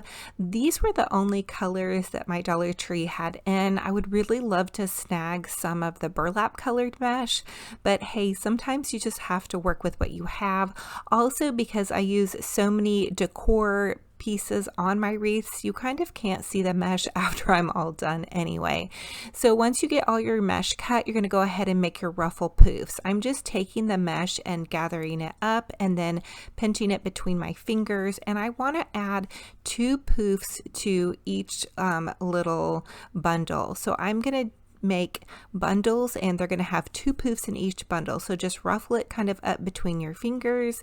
It's good to have a flat surface to ruffle on, that helps. And then I'm going to take my pipe cleaner. I'm going to loop my pipe cleaner on the outer edge. I actually go 1 rung over from the outer edge, and then I just kind of tie it on with the pipe cleaner. This is not fancy at all. You guys are going to see that I'm kind of a little bit of a messy mesh wreath maker. But again, I do put a lot of decor on it, so I feel like that gives me some grace. Now here is my black and purple mesh. Again, I'm just cutting it 18 inches long, and I want to cut all the entire rolls of all of it because I'm going to need all of it to really fill that wreath out. I really like my wreath to be nice and puffy. So I also did alternate too when I was making the little poof ruffles with the orange and the black. So I ruffled up an orange and then ruffled up a black, and then took the pipe cleaner and just tied that together. And then I did the same thing with the orange and purple. So you guys can really get creative with this. Again, I wanted to alternate the colors, so I spaced everything out because I only had one roll of the black and one roll of the purple. I hope that's making sense. But here's the down low on the deco mesh. It is so forgiving. Do not be afraid of this. For the longest time, I was always really afraid of deco mesh, but don't be afraid. So you can see here, I'm just ruffling my orange and my black together. I'm going to pipe cleaner those on, and then I'm going to alternate and do just a solid orange poof. So I'm just doing these little poofs, and I'm going to continue on this process, and I'm only going to make one roll of mesh. Because my poofs are 18 inches long and they're pretty puffy because I'm doubling them up, I felt like that gave me enough coverage. And also I'm going to be using a big sign in the center, so I don't need a lot of coverage in the center. And I also had this burlap. I found this at the thrift store for 99 cents. It looked like it was from Hobby Lobby, but I went ahead and also cut 18-inch cuts with the burlap, and I'm just ruffling it and then adding it in. So I'm adding in some deco mesh poofs and then some burlap poofs. Comment and let me know if you guys have any questions, and also I will put a supply list down below for anybody that needs a little bit more help picking up some of the supplies for this adorable, fun deco mesh wreath.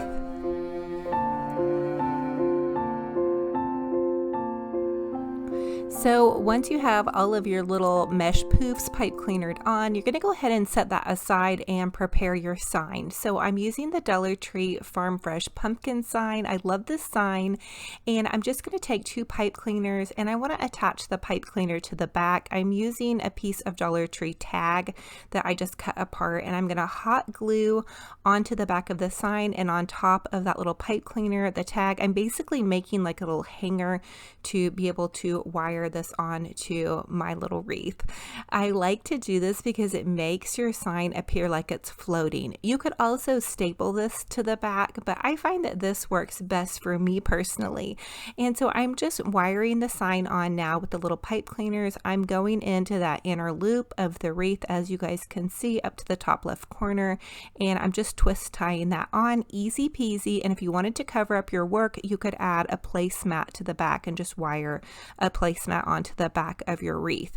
So now I'm going to do my Olivia bow, and I chose an assortment of ribbons from the Dollar Tree. All of these are from the Dollar Tree except for that buffalo check plaid. It's in the Christmas section at Hobby Lobby. I'm going to make an Olivia bow, so you just take your wired ribbon and you loop it over on itself. Now I'm starting with the chevron pattern, and I'm making about a 14-inch long bow. So I used all of the ribbon that was on that roll, and I'm just going to fold it in half to find my center. I'm going to take my scissors and notch the center of the bow on each side, but just make a tiny little bitty notch, because if you cut too far, you'll cut your bow apart, and you don't want to do that. So now I'm taking a piece of pipe cleaner, and I'm just going to pipe cleaner this bow together, and that's going to be the base of my bow. Now you guys know me, I love big bows, and I cannot lie, so I've got to add tons more bows to this. And go ahead and do just a bit of fluffing as you work in and around your bow.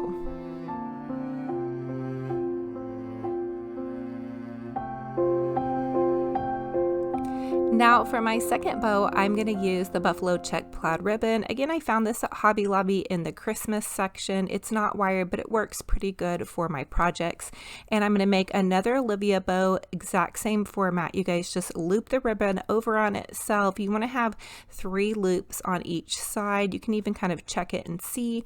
And then you're going to take your scissors, you're going to notch in the center, and then you're going to go ahead and pipe cleaner that on. You'll use the same pipe cleaner that you already used for the chevron bow, because what you're doing is layering them. I love how this creates a really gorgeous boutique bow, and to me it's super simple. Comment and let me know if you guys have any questions about this bow. I gave it a little bit of a fluffing, and now I want to add another ribbon in, and this is that Dollar Tree pumpkin ribbon.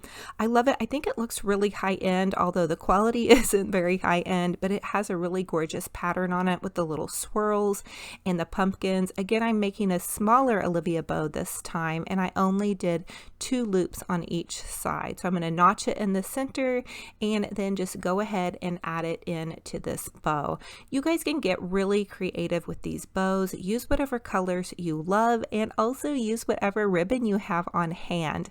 Definitely scope out the Dollar Tree for some inexpensive ribbon. You can also find some fun ribbon on sale at your craft stores. So now for the final layer of this bow, I want to use that really pretty Dollar Tree polka dot ribbon. So it has a white background with the black and orange check polka dots. Again, it's a bit of a busy pattern with my bows, but I really wanted it to be very whimsical and fun for this beautiful fall decor wreath. I also want it to match in with the sign and the white pumpkins that I'm going to be adding to this wreath.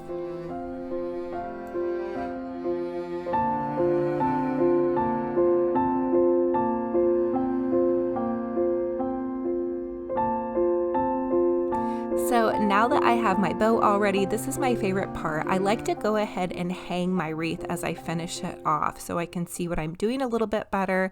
So I'm going to take my huge over the top bow and I'm just going to go ahead and attach it with a pipe cleaner to the wreath. Now you guys can see that the pipe cleaners are still kind of spiny and on there. I left those on there for a reason because I want to add some raffia into the wreath, and then I'm going to cut all those pipe cleaner ends off.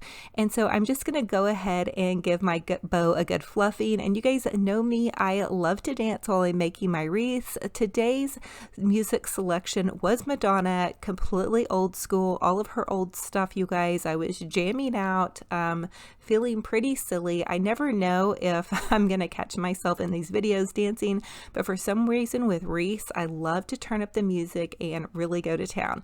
So now you guys can see I'm attaching another bow. This is a very similar bow to the one I did up at the top. I'm attaching this bow down on the left hand side corner. This was actually the one I was going to use at the top, but I ended up creating another one at the top. Make sure you guys make your bows big and full when you're attaching them to a deco mesh wreath, because the deco mesh wreath really likes to kind of swallow your bow. So make it really, really large.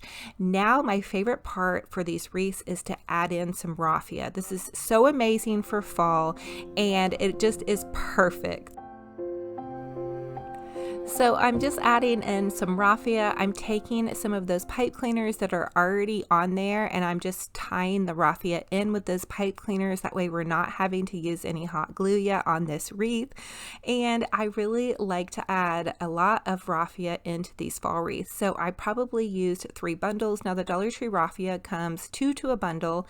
And so you guys can really get a lot of use out of this. It's also kind of covering some of that purple mesh up with that, which I'm completely fine with. I wasn't really wanting to use purple in this wreath, and it ends up you end up not being able to see the purple at all. But I did want to go ahead and give it a little bit of dimension, and I'm also just using what I had on hand and what they had available in my store.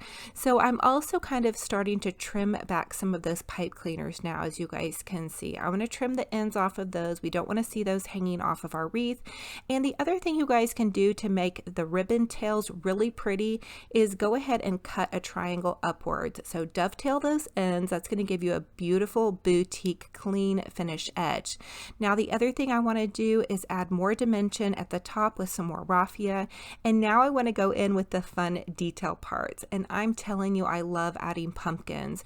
You guys can just take one of your floral stems, poke it up through those Dollar Tree foam pumpkins, and that will give you a little pumpkin pick without having to pay for a pumpkin pick. Sometimes they can be a little pricey.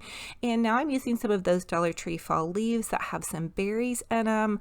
I just want to continue to layer and add dimension to this wreath. So I ended up using some leaves and some pumpkins, just a tiny bit of greenery, because if you guys can see on that sign, it did say farm fresh. So I want this to really feel like we were out in the pumpkin patch, and everything that was out in the pumpkin patch with the daisies and the pumpkins and the berries trees and the greenery. Like, it was all ready and it was really an experience. So I like to give my wreaths an experience. Call me crazy, you guys, but I just think it's such a fun thing to do to set the stage for your fall decor.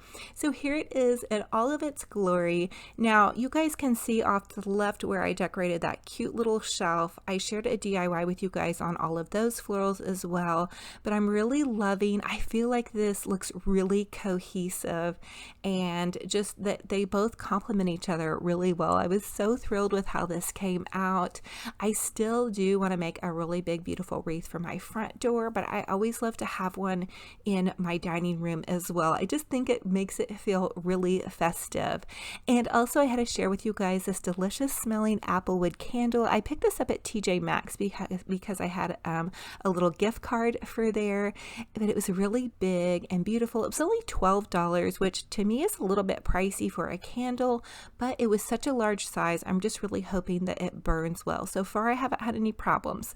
And this is just set with that beautiful mirrored tray and some candy corn and then the Dollar Tree Harvest blessing sign. I am just really thinking that this is looking absolutely gorgeous, so festive, and then the touches of greenery make you still feel like it's late summer, early fall. Again, still going from that transitional decor, really beginning to warm up to fall. You guys can always pull the greenery out of your displays if you need to. Again, I'm loving this. You guys comment and let me know what you think about this. I'm so interested to hear what you guys think. Are you going to be creating a wreath for your door for fall? I think it's just such a fun, festive way to go. So let me know what your thoughts are on this. And what do you guys think about this Olivia bow? Have you tried it? I know a lot of you have really had a lot of success with it. As the holidays roll through, I'm definitely going to be sharing with you guys some more bows. I want to try some different types of bows too, but you guys, I'm telling you, I am bow challenged. So that's why this Olivia bow has always really spoken to me. And also I wanted to share with you guys just a quick little fun recipe. I've really been jamming out with vegetables lately. So I had this asparagus and I wanted to share with you guys what I did with it. I've always been afraid of asparagus. I don't know why, but I just took the asparagus and I cut kind of some of those ends off. I cut about 2 inches off the ends, and then I melted about 3 tablespoons of butter, and then I'm just adding salt and pepper to the butter. I have my oven on 350 and I'm just brushing the asparagus with some butter, and it came out so delicious. I believe I baked it for about 9 minutes. You can also brush it with some bacon juice. I've been trying out the keto diet and I've had some success with it so far. So this is just a fun little veggie that I wanted to share with you guys. I did end up making some meatballs and noodles for the kiddos with some pasta sauce, but for me, I was going more for the veggies, and then I was able to eat the meatballs on my keto diet. And then another thing I wanted to share with you guys is I have graduated to reading glasses. You guys, check this out. I didn't even realize until Mr. Romantic had a pair laying around. He told me to try them, and then I realized I probably need to make an eye doctor appointment. And again, here's that carrot cake. I know some of you guys had said that you had tried this. This is the Betty Crocker carrot cake. It is so delicious with the cream cheese frosting, giving me all those fall vibes. I'm just loving this, and I'm loving you guys for being here. So thank you guys again. It's just such a special fun time with these DIYs and these videos with you guys, and you guys just really have been melting my heart, kind of like this icing over here. I mean, who can resist a fresh baked carrot cake? I did have a little tiny nibble, but again, I've been doing the keto, and so I've been trying to kind of reduce the amount of sugar and sweets that are going on in my life.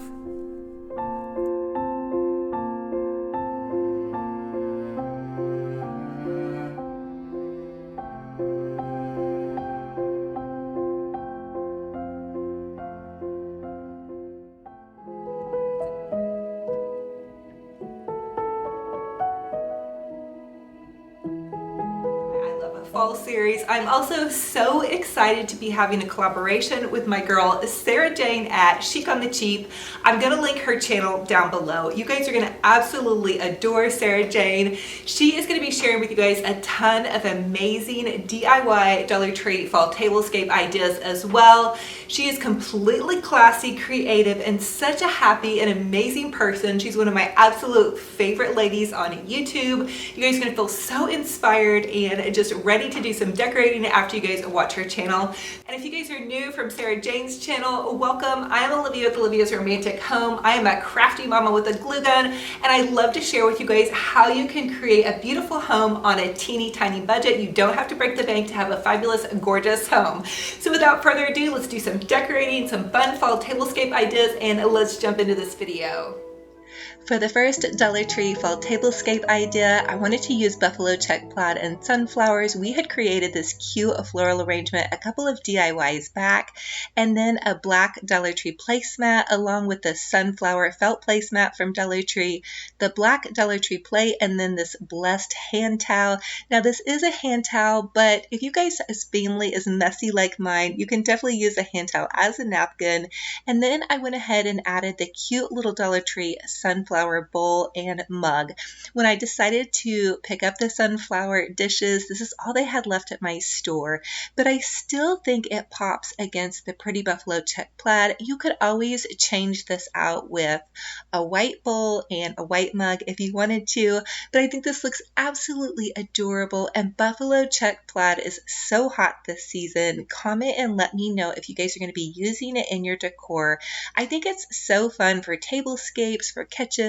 I'm even using some of it in my living room. So definitely I am loving this. This is just so bright and cheerful with a little blessed towel and with the cute little pops of yellow and black.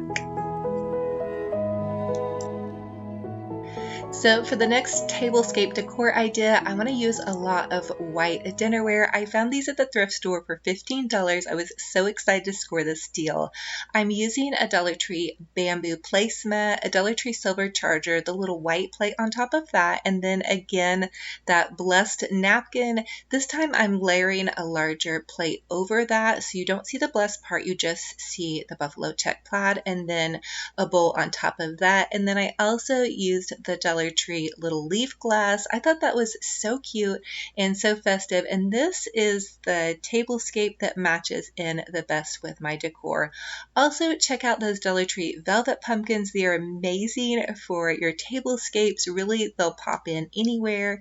And then those little Dollar Tree pumpkin candles are super fun as well. I am just loving this. This is how my dining room is decorated. This is definitely something I would do for Thanksgiving or a nice fall family dinner. For the next Dollar Tree tablescape idea, we're going to use the bamboo placemat again. This time we're going to layer in a gold charger, a white plate, and this beautiful vibrant floral along with those pretty sunflower dishes. Again, I found the sunflower dishes at Dollar Tree. They also have these adorable thankful napkins. They're a paper napkin, but if your kiddos are like mine, they like to feel a little more comfortable, and I've noticed that they'll use the paper napkin over the cloth napkin, and you can pull the little thankful part kind of over the plate, and that way you can see that cute little pumpkin detail.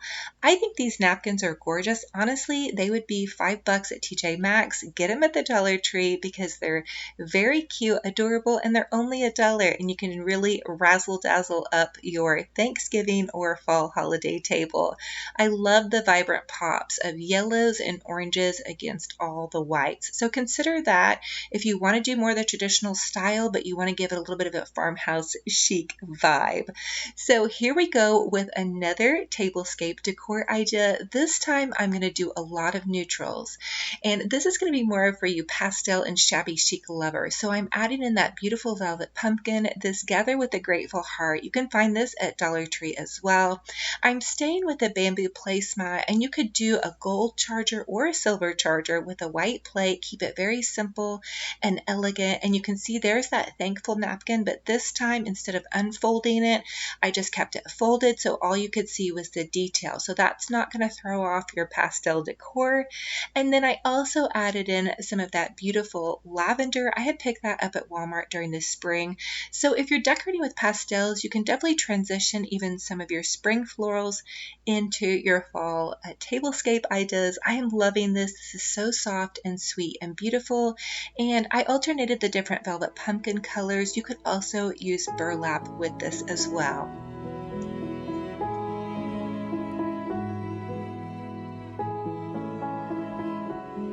For the next Dollar Tree tablescape decor idea, I went with a brown placemat. I layered in that pumpkin placemat, a gold charger, some white dishes, and this adorable jack-o'-lantern. A lot of you all have asked me where I got the white jack-o'-lantern. He was just an orange Walmart jack-o'-lantern that I picked up at the thrift store, you guys.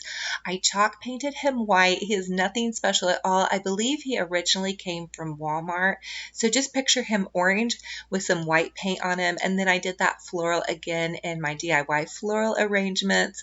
I think this is perfect for Halloween, very whimsical.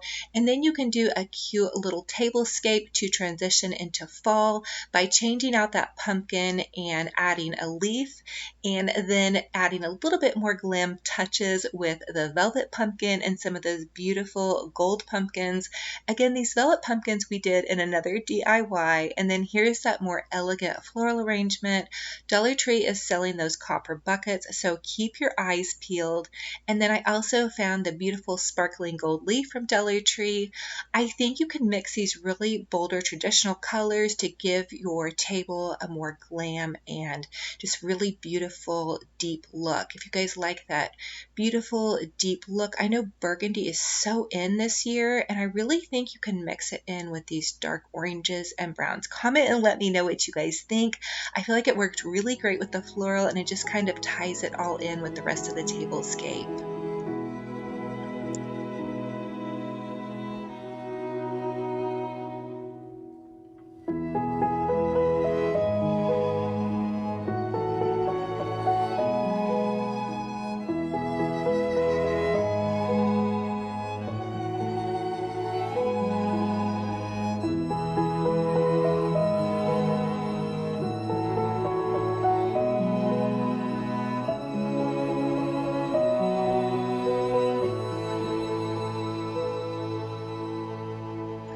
For the next Dollar Tree fall tablescape idea, I'm going to go for some blues. Now, I found this Dollar Tree placemat with the blues and kind of the lime greens.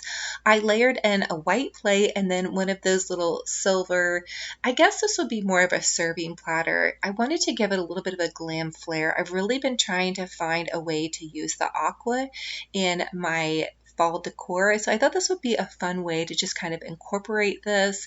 And then I'm also adding in this really beautiful, it's kind of a silverish velvet pumpkin.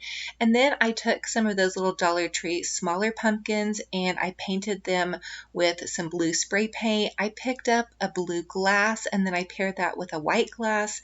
This also pairs really, really well with the Dollar Tree green glass. Now this is taller stemware. I've always eyed this really beautiful taller green stemware and never really had a use for it, but I think it looks perfect in with this tablescape. And I think the little silver platter is kind of a fun idea. I'm not sure it's super practical, but I think if you guys layered it in different ways, it would be a fun way to display some of your aqua decor and just bring some pops of aqua and silver. I really think that's a really nice combination. I went very simple. I didn't do a floral with this tablescape because I just kind of wanted to add in some layers of silver and some glam aqua and just give it kind of this clean, fresh edge.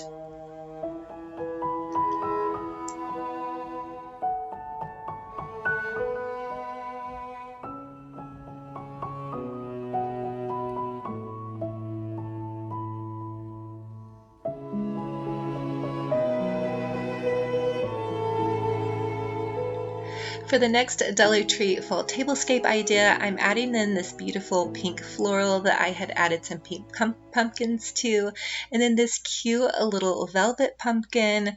Michael's had these pink pumpkins last year, and then for the smaller pumpkins and gourds, I just grabbed some candy pink spray paint from Walmart. That will transform any pumpkin into pink. And then I'm adding in a silver charger, this beautiful white plate. I'm adding in a Dollar Tree mirror. I think this scrolly mirror looks really beautiful against the white, and it really pops. It gives it just that extra special kind of vintage chic Victorian-esque touch. And then I'm adding in the cute little Dollar Tree Grateful Hearts sign and this cute little pink pumpkin.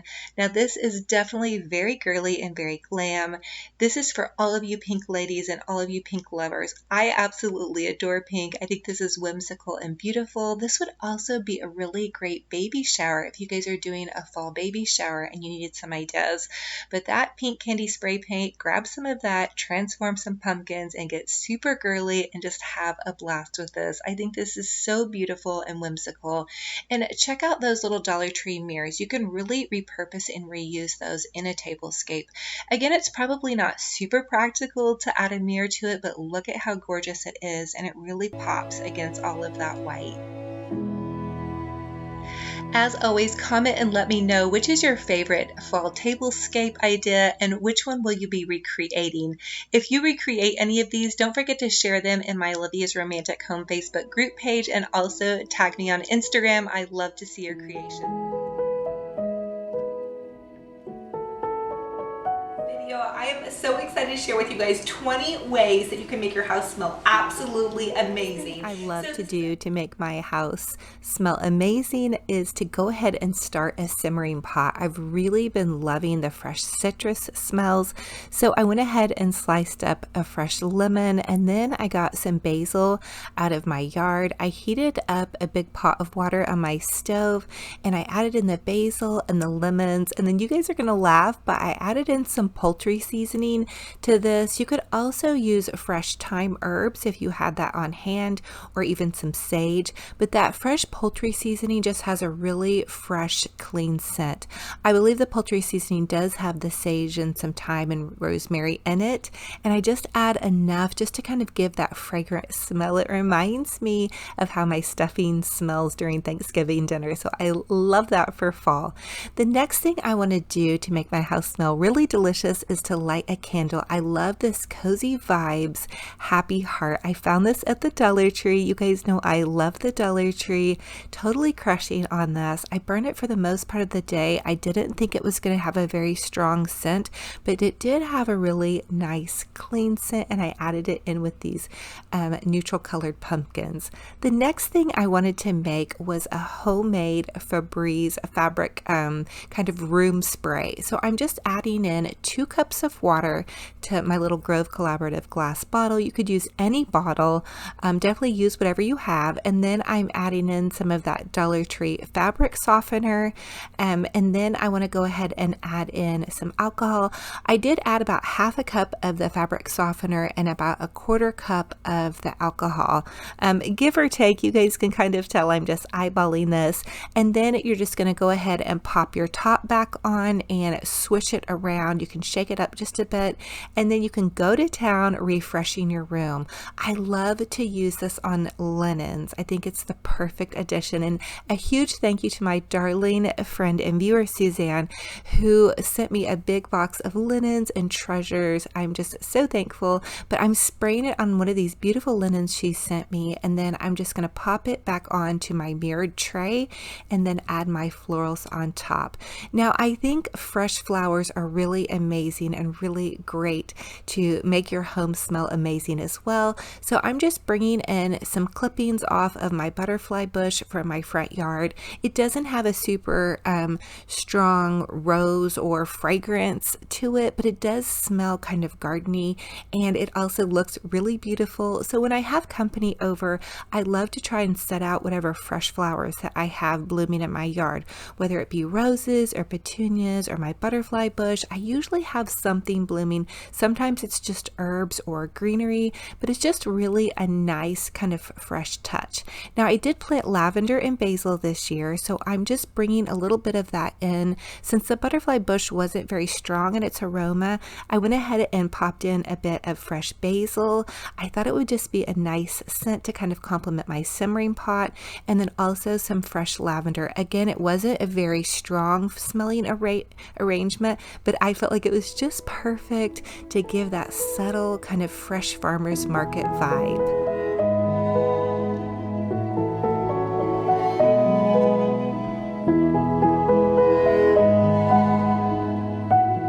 The next thing I love to do to make my home smell amazing is to spray my curtains. I love to go throughout the rooms, and I'm just using this little homemade Febreze freshener and then opening those windows. So I've sprayed my curtains, and then I'm going to open the windows, and it's just going to make my house smell so wonderful, fresh and clean.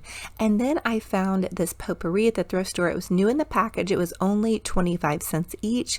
So another thing I love to do to make my home smell amazing is to put some wonderful scents by my front door.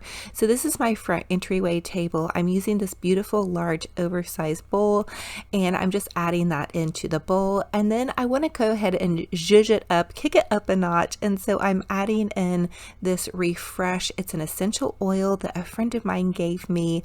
So I'm adding that to the potpourri, and this is going to just kind of like drift into your nose a little bit when you first enter the room. It's not overpowering. The Refresh essential oils is very kind of calming and citrusy.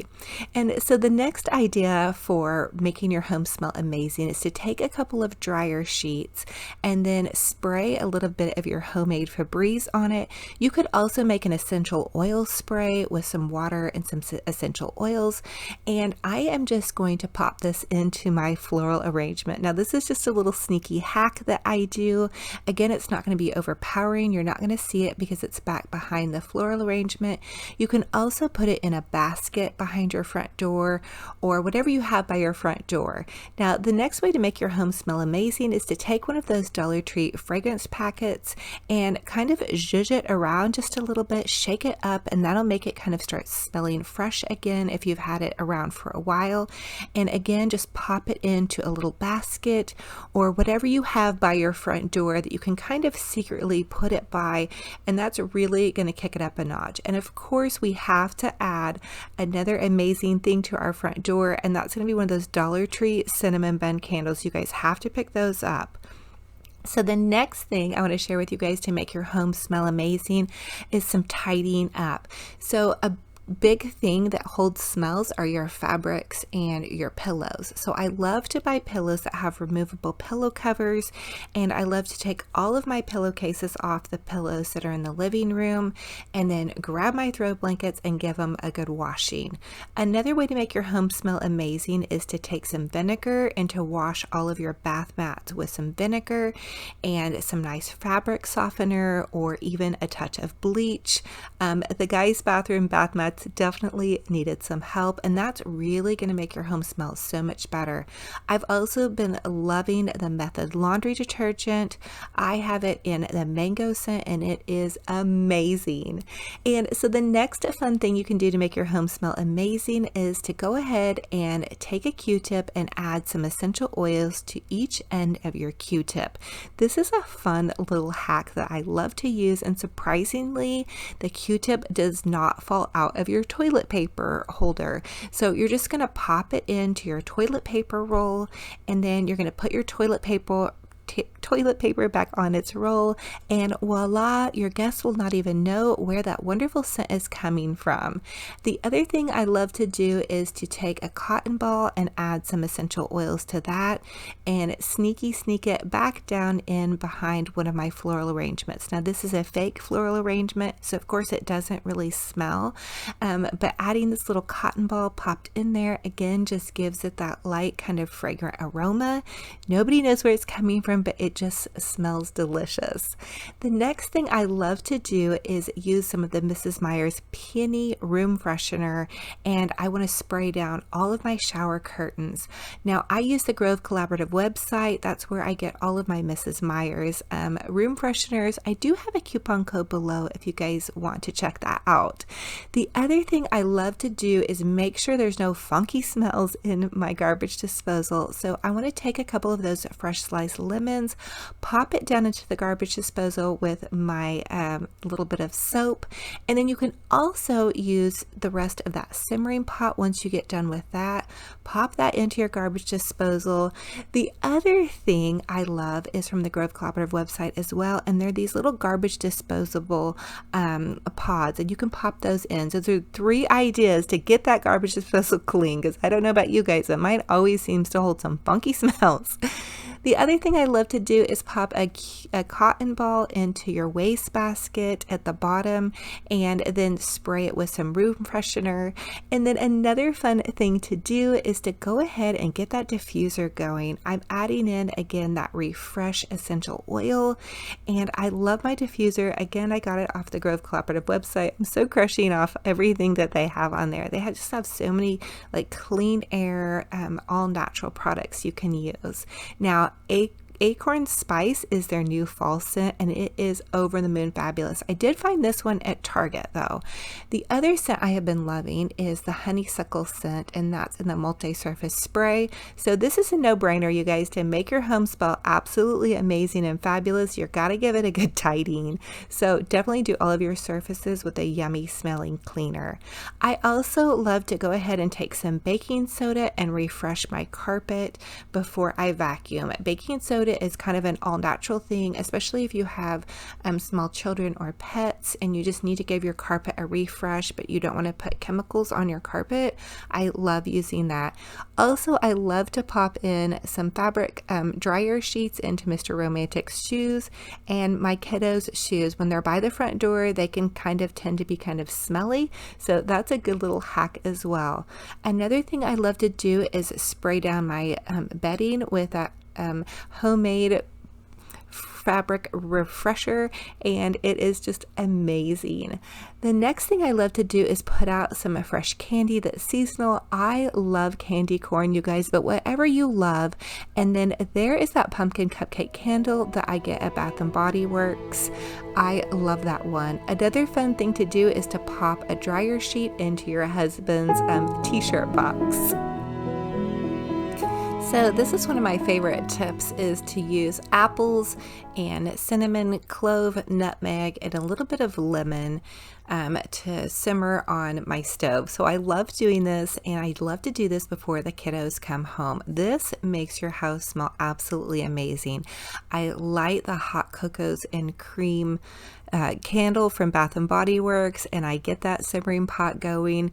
And if I don't have a homemade treat ready for those kiddos when they come home after simmering this, my son will always go, "Mom, what have you been baking? What does that smell? I have to have some of it." So, and the cinnamon really permeates the air and just makes it feel so cozy. So if you want things to smell really cozy, definitely go for this simmering pot. It's cinnamon, nutmeg, clove, apples. I like to choose an apple too that maybe be on its way out, and that way I'm kind of already using that. And then also some lemon. Another thing that I think makes your house smell amazing is fresh brewed coffee. Oh my goodness, I love popping that on after Thanksgiving dinner, after Christmas dinner. And then of course, one of my number one tips and tricks, you guys, bake something in the oven. You can pick up a cheap spice cake from the grocery store for $1. Get that baking in your oven, or some pumpkin bread or banana bread, and your guests or your family are going to go wild. They're going to be in heaven.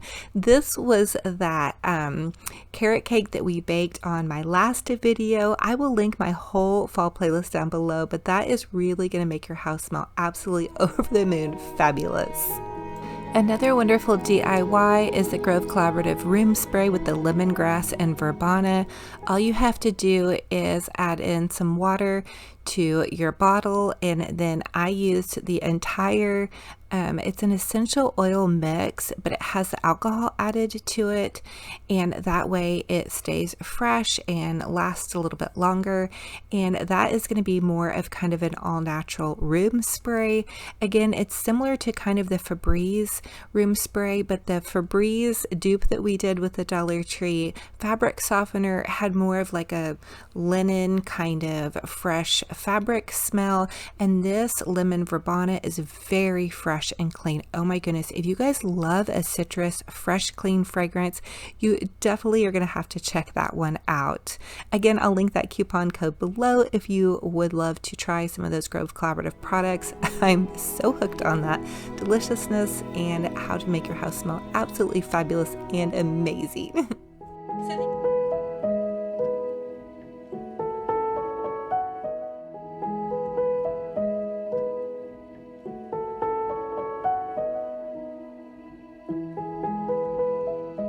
Hello romantic family, welcome back to my channel. In today's video I cannot wait to share with you a DIY Dollar Tree fall wreath, plus I'm going to share with you guys my thrift store outfit of the day. This is episode 20. Okay guys, so to get started, you'll just need to pick up one of these Dollar Tree witch hat wreaths. This is what we're going to use as the base for our Scarecrow wreath.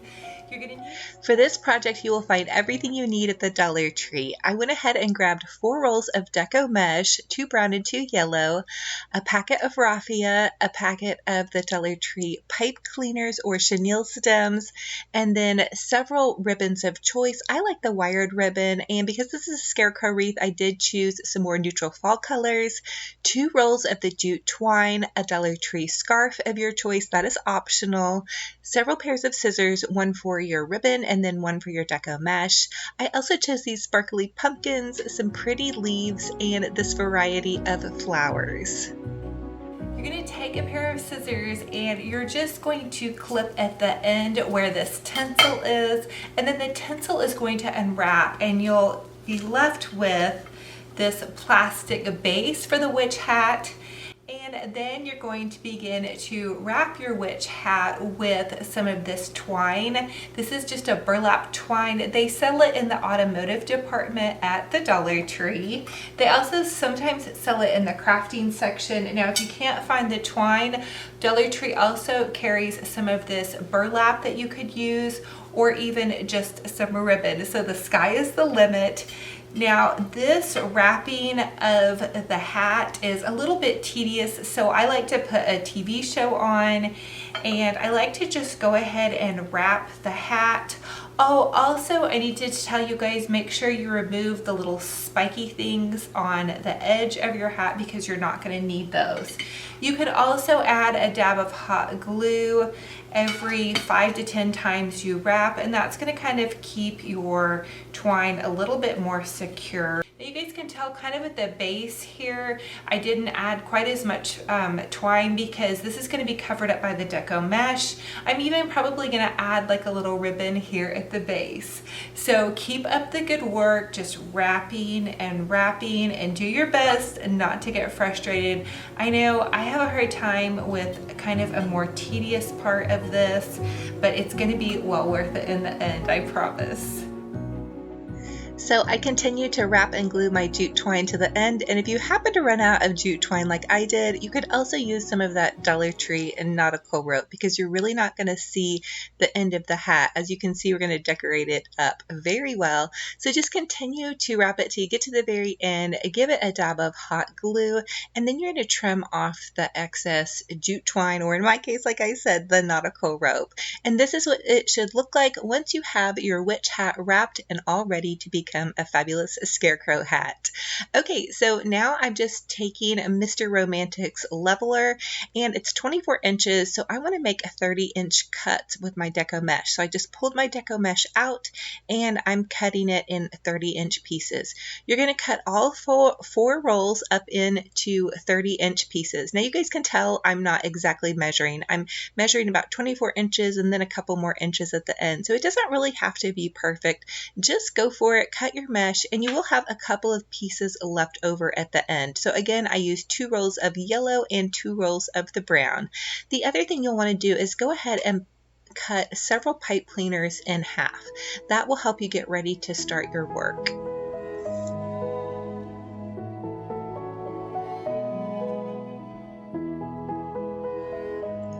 Now that you have your mesh all ready, you're going to go ahead and start at the end and begin to ruffle it. This is super easy. You just pull the mesh in towards you with your fingers until it creates this fun little ruffle. Again, this does not have to be perfect, you guys. In fact, I think it's more fun to be a little bit imperfect. I was always a bit afraid of deco mesh, but the more you use it and play around with it, the more you'll learn you really can't mess it up.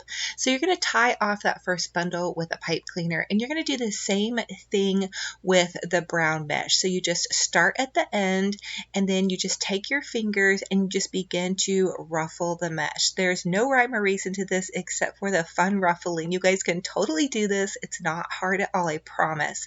And then grab that pipe cleaner and go ahead and tie it off. Now, this can be kind of fun and optional. If you wanted to add some ribbons into the center of your mesh, that would be great. And I'm going to share with you guys what I do in this wreath. But for these 2 bundles on the end, because a bow is going to kind of cascade over it, you don't really need to add anything to the center of these bundles. Now you'll notice on your hat that there are little notches, okay? You're going to find that center notch, and for these first 2 bundles, you're going to add that to the space at the very end of your wreath. So you're only adding 2 bundles to the center notch at the end of your wreath. And then for every grouping or notches, you're going to see it's kind of sectioned off. For each section, you can add 4 bundles to each section. And as you go along your little scarecrow wreath hat, it's going to get fuller and fuller and fuller. It's so fun. I always think it's so fun in transforming how the deco mesh plays out. So I added my first golden bundle, and now I'm going to add that brown bundle. So you just take those pipe cleaners and you wrap the pipe cleaner around that little center spot right there, and you just twist your pipe cleaner in the back, and that's what attaches it. You want to try to get as close to what you're wrapping it onto as you can. You can trim off the pipe cleaner, or you can just take it and fold it under. You're not going to see it from the back at all, and it doesn't really matter what color your pipe cleaners are, because after you really get going on this, they're going to be so tight in there you're not going to see those pipe cleaners. So I decided to take some of that Dollar Tree burlap ribbon and add that to the center of some of my mesh. So again, I'm just going to ruffle up my little piece of mesh, and this is going to be the same process throughout this entire wreath. And then I'm just going to add this pretty little burlap ribbon to the top of this, and then I'm going to take the pipe cleaner and make my bundle. So again, you're going to use 4 bundles per section on your scarecrow hat wreath. 4 bundles all through the center, and you guys can see I'm tying it onto that little center loop. So you're going to have 4 bundles in the center and then 2 on either side, and that is going to use up the majority of these 4 rolls of mesh. I believe I had about 4 pieces of mesh left over. But go ahead, and when you're putting this on, you're going to go ahead and kind of push the mesh down to the end as far as you can go, because you're going to see that it gets on there and it's kind of tight, so you just kind of need to rearrange it a little bit. But again, you're just going to ruffle that up, and you guys can see my ruffles are not perfect at all. And then for this one, I decided to add in some raffia. So I'm just adding in the raffia, and then I'm tying it off with my pipe cleaner, and that's going to give that perfect little scarecrow bundle. Again, you guys, the sky is the limit. You pick and choose what you want to add to the center of your mesh. You can add ribbons, bows, raffia. You can also leave them plain. It's kind of whatever suits your fancy. However, for my scarecrow, I wanted it to feel very kind of rustic and like a real scarecrow would have a straw hat with these straw colors with the browns and yellows. I've also seen some really pretty brownish yellow deco mesh at Dollar General, and also at the craft stores. They have great deals on deco mesh as well. So you guys can definitely find this. If you can't find it at your Dollar Tree, just peek around in some of those other places. I believe Walmart even carries some deco mesh. So continue to add those bundles, and I do like to go ahead and pre-cut my ribbon. These ribbon strips are about 10 inches long, and so that will just go ahead and get things all ready. And I'm also deciding to go ahead and pre-cut some of on my raffia. Now I'm going to let you guys know in advance, this makes a huge mess with the raffia and the deco mesh. It does make a big mess, but it's so worth it. And trust me, you guys, keep going with this. Get those little bundles all ready, and then you're just going to tie them on, and it is so fun and it comes out so adorable. And you guys, this one is so easy. This is a no-brainer. Again, you guys can definitely do this.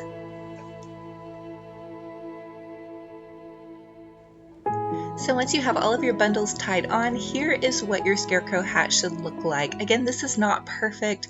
I even ran out of some of my strips of burlap and had to add in some darker Dollar Tree burlap. So it doesn't have to be perfect. You guys can really get away with a lot with these deco mesh wreaths. That's what I kind of love about them, is they're really forgiving. And then here's the back where the little pipe cleaners are just tied on. Again, so you guys don't see those at all. Now you're going to take that Dollar Tree scarf, or you can just take a piece of fabric or a piece of ribbon, and I'm going to create just like a little hat scarf for my little Scarecrow wreath. So he definitely has to have a little scarf on his wreath. So I'm going to go ahead and take this scarf. I just fold it in half, and then I'm going to pull it around the back, and you don't even have to use any hot glue. You can just tie it on in a little knot here, and then you'll trim that off with some scissors, and voila, you have a darling little scarf for the brim of your Scarecrow hat. And that's also going to cover up any of your work down below with the mesh. Now we're going to make a huge Olivia bow. So if this is your first time making one of these, I'm using Dollar Tree wired ribbon, and I'm just going to pull my ribbon out and loop it over on itself. And then you continue to take that ribbon and you're just going to loop it over on itself. So this is super easy. I created these bows after realizing I really couldn't make a great bow, and so this is what I ended up coming up with all of my trial and error. And go ahead and trim that off. I do have 3 loops on each section, and then I find the center of my bow and I make tiny little notches in either side of your ribbon. Now don't cut too far in, or your ribbon will fall apart and your bow will be a big mess. You don't have to cut the notches in the ribbon if that is too tricky. And then you're just going to take some pipe cleaner and you're going to tightly tie that pipe cleaner on. But those little notches that you're cutting in the ribbon is what helps kind of fluff your ribbon out just a bit, and it gives something for the pipe cleaner to grab onto. But again, that step is also optional. Now, the secret to a good bow is lots and lots of fluffing. So give your bow some love and fluff it up. Now we're going to make a second Olivia bow, and this one is going to be a little bit larger than the first because I'm going to have this go in back of the plaid ribbon. Now this is the Dollar Tree ribbon with the pretty little sheer pumpkins and lots of beautiful sparkle on it. Again, I just looped it over on itself to where there were 3 loops on each side. I'm adding a little notch in the center, just a tiny notch, and then I'm going to take that first bow and I'm going to tie it on to the second bow. And the pipe cleaner is what you'll use to tie it onto your wreath. So then go ahead and give it some more fluff-a-duffing and give that bow some good fluffing, you guys. I love big bows and I cannot lie. And then you're going to find a section in the back of your wreath. I kind of put this bow on top and up off to the left, but you guys can choose wherever you want to put the bow. It does make it hard to see the bow if you put it too deep down into the deco mesh, so I thought this would be the perfect spot, and I am just tying this on with those little pipe cleaners. And here is what it should look like after your bow is on. Now I'm taking 2 of those pre-made Dollar Tree bows. They come in a 2-pack, and I just trimmed off the little ribbons from the bottom one, and I'm going to use that to add to the top of my Scarecrow wreath. Now bear with me, I know it looks a bit large at the top up there, but I'm going to add some pretty florals to balance it all out. And then I also decided to add one of these pre-made bows down here to the center because I wanted to pull some of the gold color in from the mesh into the bow. So here it is, you guys. I told you I love big bows. I love going totally extra, and of course I could not resist adding in some beautiful flowers. So here I am adding in some flowers and some of those little mini sparkling pumpkins. I also chose this pretty sunflower to go at the top. I thought that would be super adorable, as well as some fall leaves. So the sky is the limit. Just grab some of your bits and bobs from some of your fall florals and go ahead and add them. And then I'm tying a cute little shoelace bow in the top right up here for the top because I wanted to pull in that orange and black buffalo check plaid that goes at the top and also in the brim. Again, this step is extra and I did end up cutting off a lot of it so it didn't overtake things. And here it is in all of its glory. I also added in a couple of those little Dollar Tree feathers, a couple little berries, and then just some tiny sunflowers over off to the side. But I think it came out absolutely fabulous, gorgeous, and amazing. You guys could have so much fun with this wreath. I'm telling you, this one is so easy and fun, and just layering some fun things in there. Oh, and I needed to tell you too, I layered the rest of the scarf into the bow. I wanted to give it kind of that fun rustic appearance for my scarecrow. So if you guys saw my decorate with me for fall in my living room, you'll know that I did go with some really beautiful warm golden undertones for fall. So I really felt like that this would be perfect for my dining room door. My big wreath that I made that I shared with you guys in another DIY has gone outside by my front door, and I'm going to be doing a fall decorate with me again because I want to do a decorate outside and then some of my kitchen. So definitely look for those videos coming up. But I'm absolutely loving this.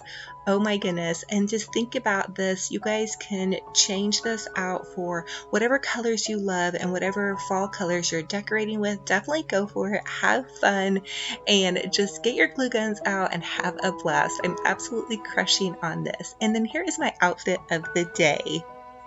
Okay, you guys, so I'm going to share with you another thrift store outfit of the day. This is just kind of a flowy top that I found at the thrift store. I believe it was $3. It was originally from Maurice's.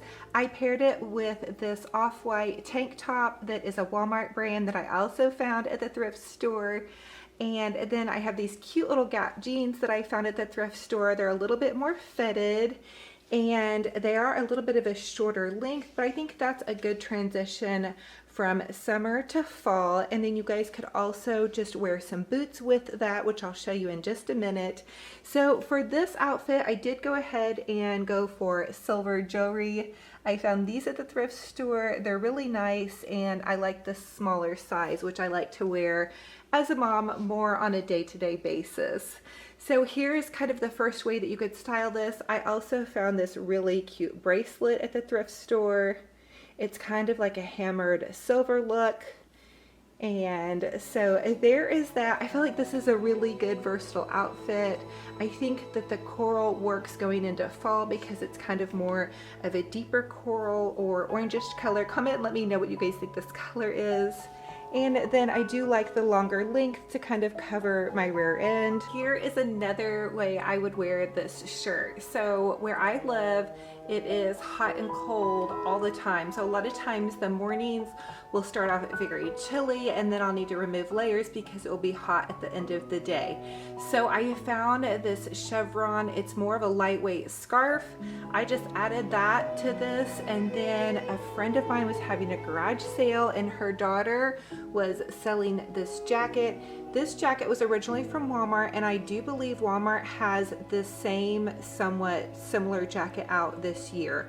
Either that or I saw one at TJ Maxx or Target. So this olive color is very on trend, and I kind of like the way that it pulls in a little bit at the waist. It has these little tighteners, you can ruche it, and that kind of just gives this more big flowy shirt a little bit of shape, I feel. Okay, and then so I just paired this with some brown boots. Now I am probably gonna have to look for some new boots this year. I've had these for a couple of years and they've definitely seen better days.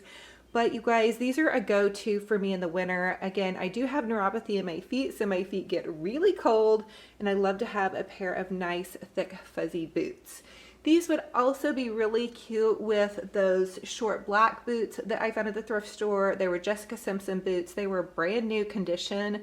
So when you guys go to look for boots and shoes at the thrift store, look for ones that have barely been worn and that fit you well, that you know you're gonna wear. So anyway, another thing I love to do when I look for outfits at the thrift store is look for things that are somewhat solid. So when I look for tops, I try to find solid tops or tops that are gonna stay on trend for another year or two. So I kept my same silver jewelry on, and that's why I chose this silver chevron scarf. You guys always check the thrift store for scarves because you can find them so super cheap, and they're such a fun way to doll up an outfit, to give it a different look, and they also keep you warm. And what I love about these larger scarves, and if you guys get cold really easy, they're really nice and big, and you guys can kind of use them as a blanket. So kind of a double purpose there.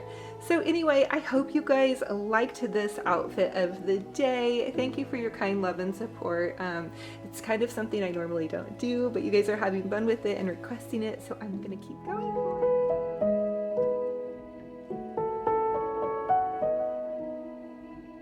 Series, I want to take you guys outside and share with you guys some of the fun things I'm doing outside of my home, on my front porch, and on my little vintage bike to get everything at my home ready for fall. So if you guys need to catch up on my I Love Fall series, I'm going to link the huge playlist down below. Click on that playlist. It's going to play all of the I Love Fall episodes. If you're new and you love to crazy craft and decorate, definitely consider subscribing. I would love to have you guys. I'm also going to share with you all my thrift store outfit of the day. You guys have been loving that. I love to bargain shop and share with you guys just what I find and some of my tips and tricks. You do not have to break the bank to have a warm, cozy, inviting, and ultra gorgeous home.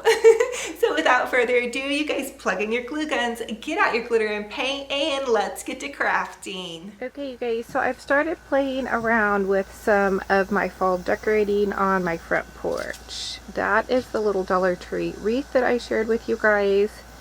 And then I repainted my bench. I gave it a nice fresh coat of white paint. And I'm just kind of playing around with some display ideas. So I added these little burlap pillows and just some fun DIY pumpkins. The grocery stores don't have their real pumpkins out yet. And then what I'm thinking is I did go ahead and pick up a couple mums at Walmart. And what I want to do is paint these little stands and do some kind of display by the front door. I thought that would be cute. I don't know. I may rearrange all of this, but I just wanted to share with you guys what I'm doing so far. For the first DIY on my fall front porch makeover, I want to take these old concrete planters that I found at a garage sale and some white latex paint that I found at a garage sale, and I gave them 2 coats of paint, and it was really hot this day. But I knew they would be beautiful framing out my front door with some lovely fall mums that I found at Walmart for $4.84. Now for the next DIY, I want to take one of those flimsy Dollar Tree garlands and some Dollar Tree deco mesh, and I'm going to really jazz up this garland. So you're just going to take a Dollar Tree pipe cleaner and you're going to wrap it around the end of your garland and your deco mesh, and then you're going to pull about 6 to 8 inches of the deco mesh and just kind of make little poofs and tie your pipe cleaner on. Now you're going to twist your pipe cleaner about twice and leave it on there. Don't cut it off because you're going to add multiple layers to really get this baby nice and full.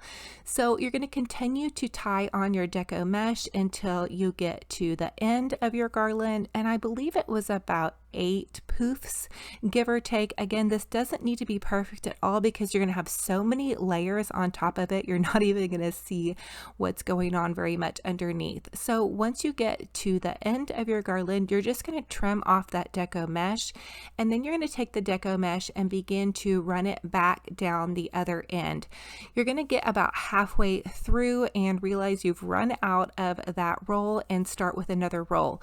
So each Dollar Tree fall garland is going to use about 1.5 rolls of this deco mesh, and you guys choose whatever color you love. I happened to come across a lot of orange deco mesh at Dollar Tree, so I went ahead and used that, but it would also be beautiful with the green, the yellows.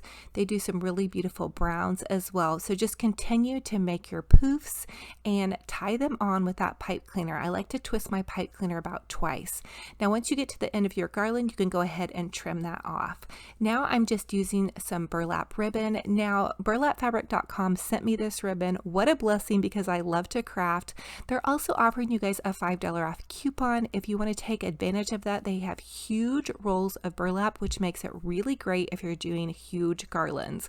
So I'm just taking the garland and I'm adding it again over the mesh, and I'm just kind of creating little poofs. Again, this doesn't have to be perfect, you guys, and even kind of a little bit messy is fun. So I ran the burlap down one end and then down the other. Now I created 3 garlands like this to make it big enough to fit my front door, but use whatever you have, and however many you need will work perfectly for whatever size door you have or whatever means you have. And so I'm also taking one roll of the green deco mesh. Now it didn't go the whole length of this garland, so I added in some yellow on the other side. Again, once you guys see the final product, you'll understand that it really doesn't matter so much because you're going to be adding ribbons on top. Now, burlap fabric also carries these beautiful large rolls of orange ribbon and the pretty leaf ribbon, and also some chevron ribbon. Now, if you're going to be doing a super huge garland like this and you want to add lots of bows like I did, you may want to look around online and just see. I'll leave their coupon code down below. It's $5 off your purchase. Now, I did use my Pro Bow, the hand bow maker, to make these kind of big fluffy bows, and I'm adding it on to the garland with a pipe cleaner. So I made 4 huge bows. I added them 2 to each side and then 1 at the top. So 5 total. I added these big giant bows, and then also these beautiful Dollar Tree pumpkins. I used some of the Dollar Tree burlap pumpkins and also some of the white pumpkins, and then I just added in some more pretty ribbons along the way. I kind of just dug into my stash and got really creative and just went for it. I also added in a little bit more of a leaf garland. I believe I picked this one up at Walmart. Again, I had it in my stash, so I flopped it in there, and then also some of that Dollar Tree pumpkin ribbon. So I did go over the top with this one. For the next Dollar Tree DIY, I just want to take this white cabinet door that Mr. Romantic had put a little wire at the top, and this Hello Fall Dollar Tree sign and some burlap, and I'm just going to tie the burlap on to the top of this little sign where I have the nail hole.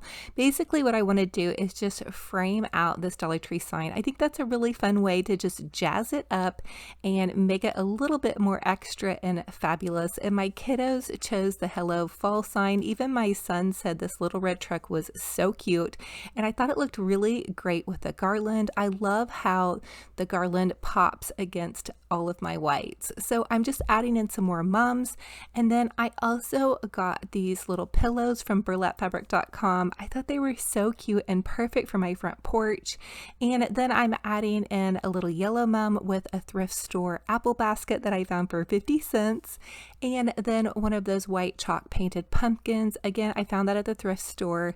Another little thrift store find was this lantern, and then for this next Dollar Tree DIY, I'm taking a tiny little Dollar Tree pumpkin kisses and harvest wishes sign, and then I'm popping in that cute little Dollar Tree white pumpkin. I think this is a really fun idea since it's so hot at where I live.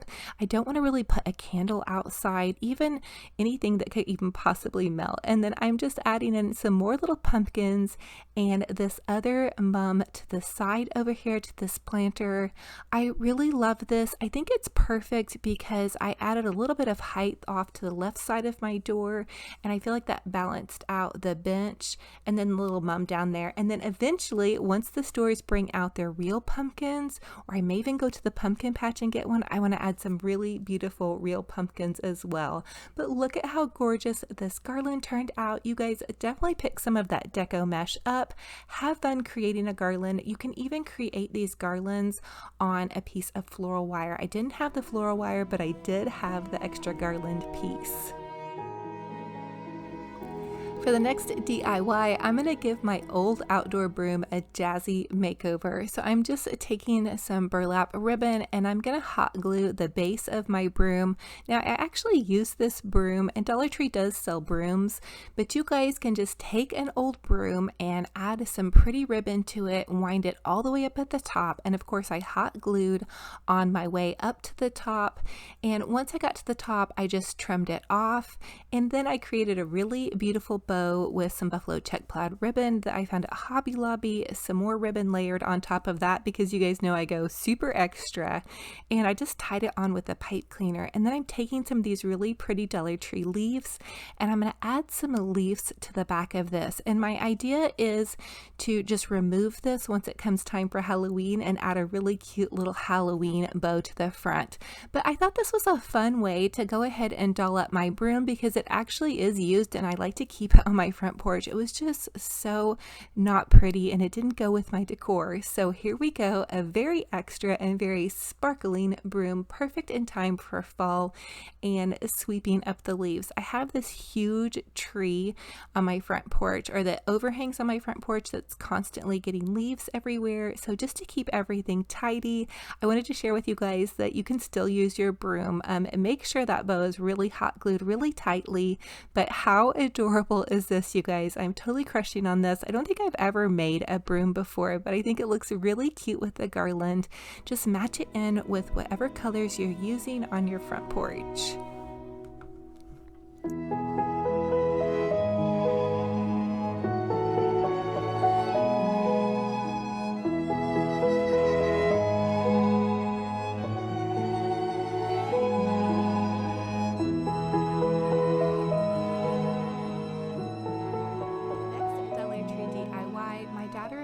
Took 2 of the Dollar Tree baby blankets and we just made 2-inch cuts to create fringe for the edges of the blankets. We were originally going to make a large blanket but decided just to make a seat covering for my little love seat outside. So we just used 2-inch cuts and created the fringe for the front, and then made 2-inch cuts and then tied those together to create the little centerpiece. You could just also hot glue that centerpiece if you wanted.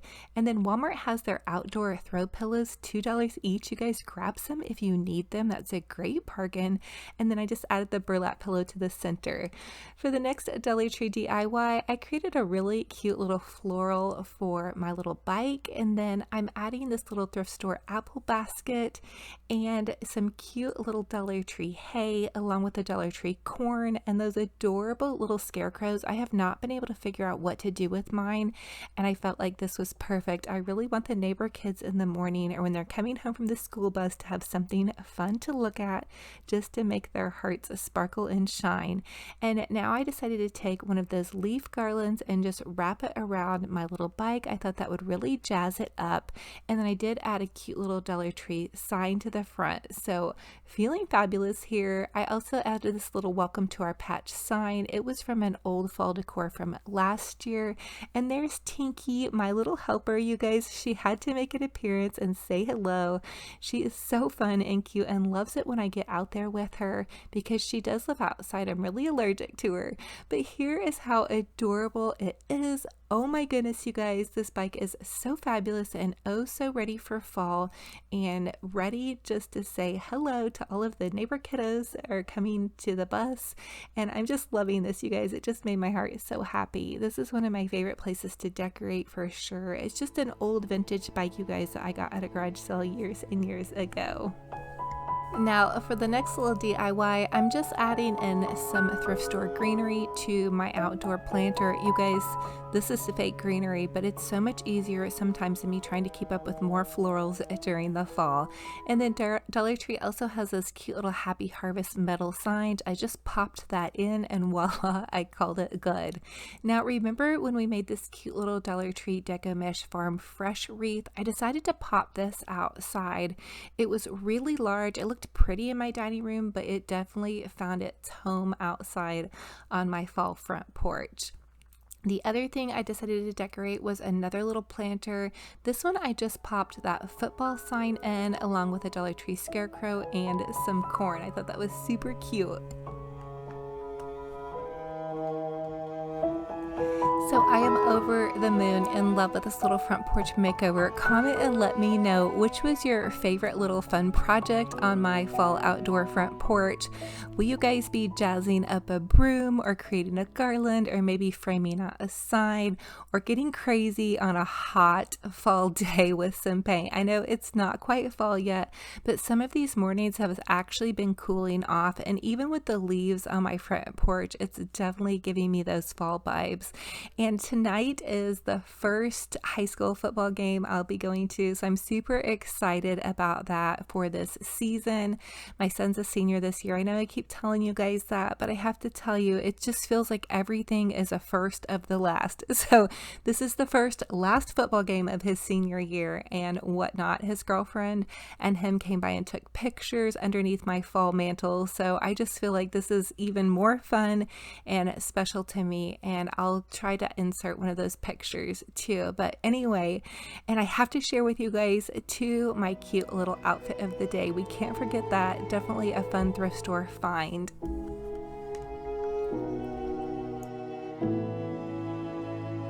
Okay, you guys, so here is my thrift store outfit of the day. It's kind of thrift store and Walmart. I actually found, the cute little tank top at Walmart. They're super soft. They're on clearance for $2, which I feel like is a thrift store price. I paired it with my little jeans, and then I found this gorgeous jacket at the thrift store. It was $3. You guys, I paid for it and was so excited. I just kind of ran out. Do you guys ever do that? And and then here are just kind of some longer danglier earrings. I believe I got those at TJ Maxx. And then again, I have my little Jessica Simpson boots on. And here we are. This is kind of something that's like, you know, mom lunch casual, I guess. I feel like it's kind of fun with the little fall tank. And you guys could maybe kind of tuck that in if you want. I kind of like mine to be just kind of loose and flowy. So there we go, you guys, another fun thrift store outfit of the day. I love these big white kind of tunic shirts. They're super in right now. So thank you guys for all of your kind comments. I will keep sharing outfits for you. Maybe I'll even do a whole video of outfits. What would you guys think about that? I'm not very, I don't feel like that's really what I do. I feel like more like I like to decorate and craft, but you guys have said that you like this, so I just want to share with you guys. You guys can find some really fun things at the thrift store, and check out this little detail on this. Oh my goodness, so fun. It's kind of flowy. So thank you all so much for joining me on another DIY, deli tree, and thrift store crafting and decorating adventure. It is such a blessing and an honor to have you all here. Again, this is episode 29 in my I Love Fall series. If you guys are new to my channel, I do a ton of DIYs, decorating. I just love to share with you guys how you can make your homes boutique gorgeous on a budget. You don't have to break the bank to have a fabulous, gorgeous home. Consider subscribing. I would love to have you be part of this journey and fun YouTube family. Click the subscribe button. It's totally free, and then the little bell will update you guys every time I post a new video. Also, I have an Olivia's Romantic Home Facebook group page, and you guys are totally rocking my world with all of your kind comments, love and support, and all of the projects that you're sharing. All you have to do is jump on over to Olivia's Romantic Home Facebook group page, request to join, and you can share photos of your home and your DIY. I love to see what you guys are up to. And also, I have an Olivia's Romantic Home Instagram page. I love to share with you guys behind the scenes stories of what I have going on in my fun and crazy little life. So thank you guys again for being here. You totally make my heart sparkle and shine. I love you so much. We have more I Love Fall and holidays coming very, very soon, so stay tuned. I'm giving you all a huge, big, squishy hug. Thank you guys again, and we'll talk to you in the next video. Bye-bye. Come out here to say